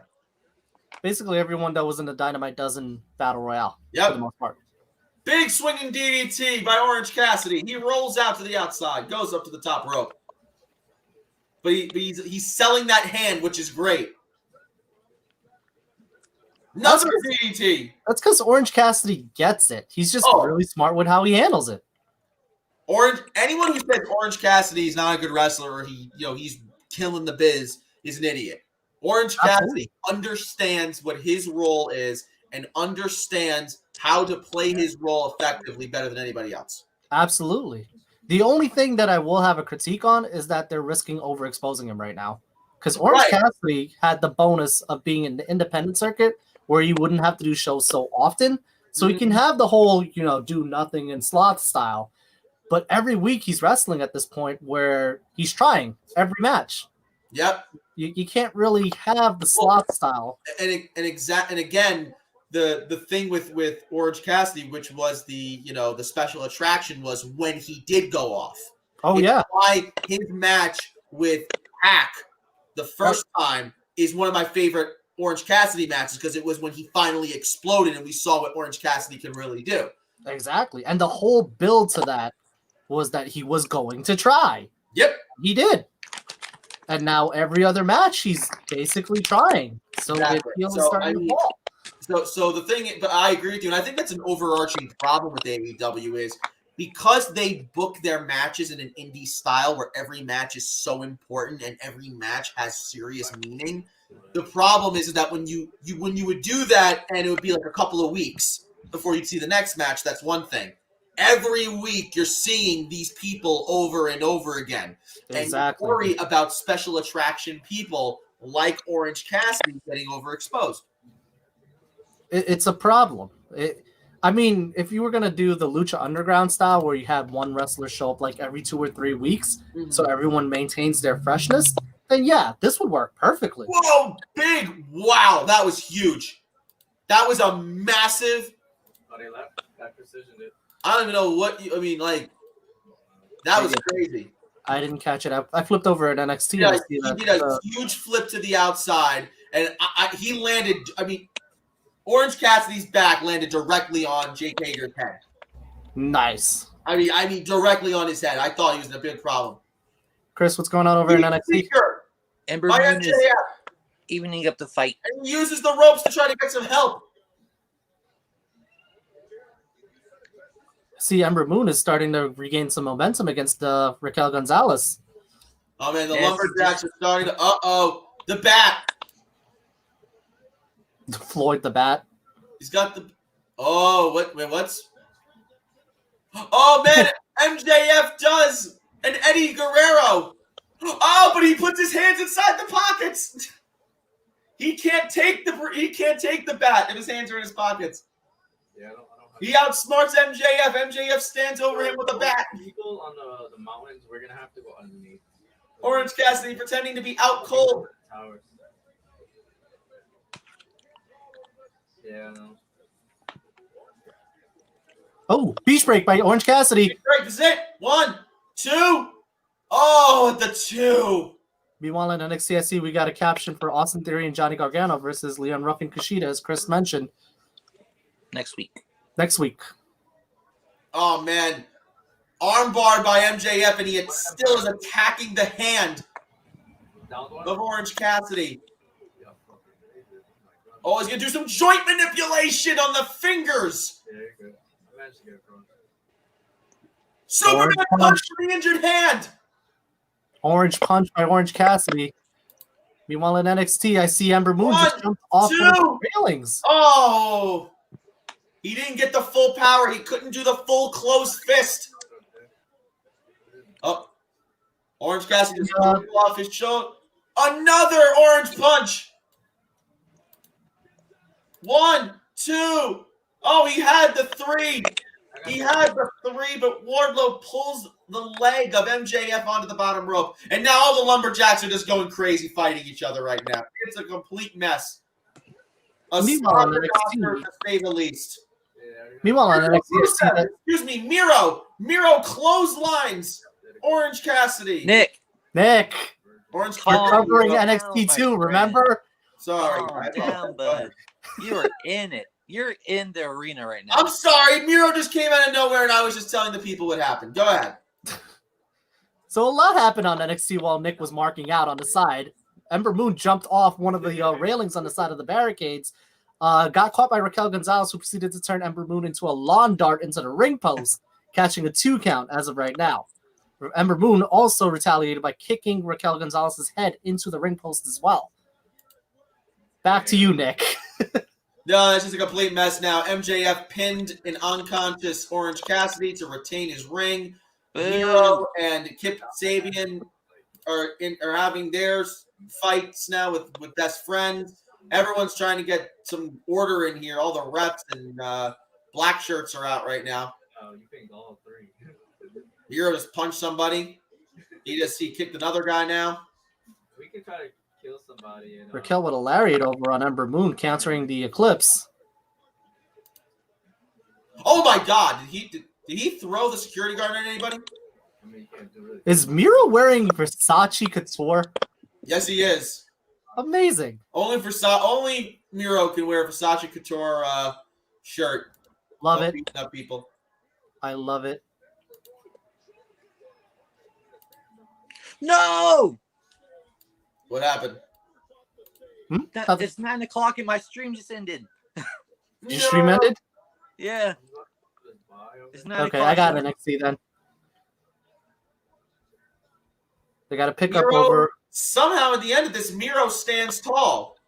Yeah, it wasn't which is awesome. MJF Much needed. screaming into the camera that he won. 2. Yeah. Picked up it over the rocks and stuff. And that's it. We cut That'll the do. back. Bye. That's Interesting. it for AEW. Wow. So, what do you guys think? Well then. Andrew, what's happening? Hang on. I am refreshing over for NXT right now. We have My feed cut off for NXT. Yours Ironically. is NXT okay? done? NXT should be done by now, actually. We didn't get a finish, though. I can get the finish for you, though. Oh no, here we go. I'm watching it. You have Raquel and Rhea Ripley staring eye to eye. So Raquel won. At least Rhea learned how to hustle into the ring. And Raquel did win, yes. Raquel is slowly backing out. So we're going to get Ember versus Tony down the line. And we're going to get Raquel versus Io. If not Raquel versus Rhea. Well, definitely Raquel versus Rhea. Now that could be huge because if you could put Raquel over Rhea, that puts her immediately into a title match. Very awesome stuff. Definitely something we're going to want to see down the line. Definitely. Well, guys, that's NXT and AEW. Let's do a quick, maybe 5-minute fallout, and then we'll let the people have their night. So, Chris, you were solely watching NXT tonight. What did you think of the show? Pretty good from wrestling standpoint. It was pretty good. I didn't hear a couple of the promos, so I can't really cover those. Had a couple matches announced for next week. 30 seconds early. Overall, a pretty damn good show. If you had to give it a letter grade, what do you give it? B-. All right. So according to our very, very own Chris, You can't say the last name. NXT is getting itself a B-. There you go. That's very good. Now, I watched AEW the whole night. They had some really good. They had a really good tag team match with the Varsity Blondes and FTR. I thought the opening match with the Young Bucks and Hybrid 2 was fantastic. Didn't really get into the 6-man tag match with Archer and Kingston and stuff, but Archer getting airtime is always good. Sting being very, very ominous. Ominous. Thank you. I don't know why I'm right now. Very, very interesting. We still don't know exactly what Sting wants to do in AEW. Kenny Omega, the cleaner, the collector, the heel Kenny Omega is back. That is done, over with. We know that now. So that's going to lead to some interesting things. No Jon Moxley on the whole show. Makes you think that Jon Moxley might be gone for a little while. We don't quite know. I'm trying to think what else is a big thing. And, of course, the Inner Circle being able to stay together. And very interesting that at the end, Nero comes in and gets the last couple of shots and the face shots for AEW. So I'm going to give AEW tonight, if I had to give it a letter grade, I'm going to give it a B. I won't say it was, I mean, it was slightly better than NXT, I guess, if I'm just going off the card from NXT. They delivered a lot of good promos tonight, which I'm very impressed by, but not one of their best shows. I'm going to give it an above-average episode. Definitely a lot done and accomplished on this show. Giving it a B. That's And I fair. did forget to mention probably the biggest part of all of NXT that happened tonight was the return. Karrion Kross is back. So Andrew, as someone who is playing the role of someone who bounces back and forth, as we all did in the olden days of the Attitude Era when you had to switch back and forth between WCW and WWF. Tell us, going back and forth, who do you think won tonight? AEW or NXT? It's hard to say because each of them had their pretty bright, shining moments. I mean, as you mentioned, Chris, with the return of Karrion Kross, the return of Finn Balor, and implications for the NXT World Title down the line, culminating right now with Pete Dunne and Killian Dane. Pretty good match. We also had AEW with, like you mentioned, Sting speaking for the first time on TNT in almost 20 years, as well as the implications of the Inner Circle, the Dynamite Dozen battle, if you will. And then we also can't forget MLW with the Opera Cup, as well as the very, very hard-hitting World Tag Team Championship match as well. Yeah, So, I mean, there was a lot that went on for wrestling in and of itself. So again, if you had to say for your first instinct, obviously we don't know what the ratings are yet. We'll know that in the next day or two. Who do you think got the better rating tonight, AEW or NXT? If I had to pick one off first impressions, honestly, I would say AEW with MLW pretty close second. Mm-hmm. I'd have to rewatch, honestly, because there was a lot that happened. Dude, I was gonna pick AEW and I didn't even watch it. There was a lot. I think AEW might have won just because of the fact that they promoted Kenny Talking and Sting. Those are the two things that I think probably maybe made it sealed the deal for it, and the fact that there was a championship match and the ring finals. So that might have done it for sure for AEW. But NXT being a fallout show from War Games, and the people were saying I think Karrion Kross is going to show up. They might have definitely wanted to stay and see how that turned out. So true, definitely a lot that could have happened. I thought it was a good night of wrestling. At the end of the day, a great night of wrestling and a great stream. And I want to thank everybody who, as we are now 3 hours and about 7 minutes in on our stream tonight, everybody who stayed along for the whole ride, from MLW to Andrew killing himself with a spicy, hot toe of doom, Satan's toe, whatever it's called. We thank you, Andrew, for sacrificing your body for us, as you always do. Thank you to everybody who was watching, commenting, liking, sharing, subscribing. Again, guys, follow us on YouTube at Respect the Ring, Facebook at Respect the Ring, Twitch at Respect the Ring. And make sure you like and share. And, of course, follow. You always want to get that notification because we go live whenever the hell we feel like it. There are no rules. There is no script. And that's no problem. Respect the ring. There you go. Respect the ring. I'm Nick. This is Andrew. That's Chris.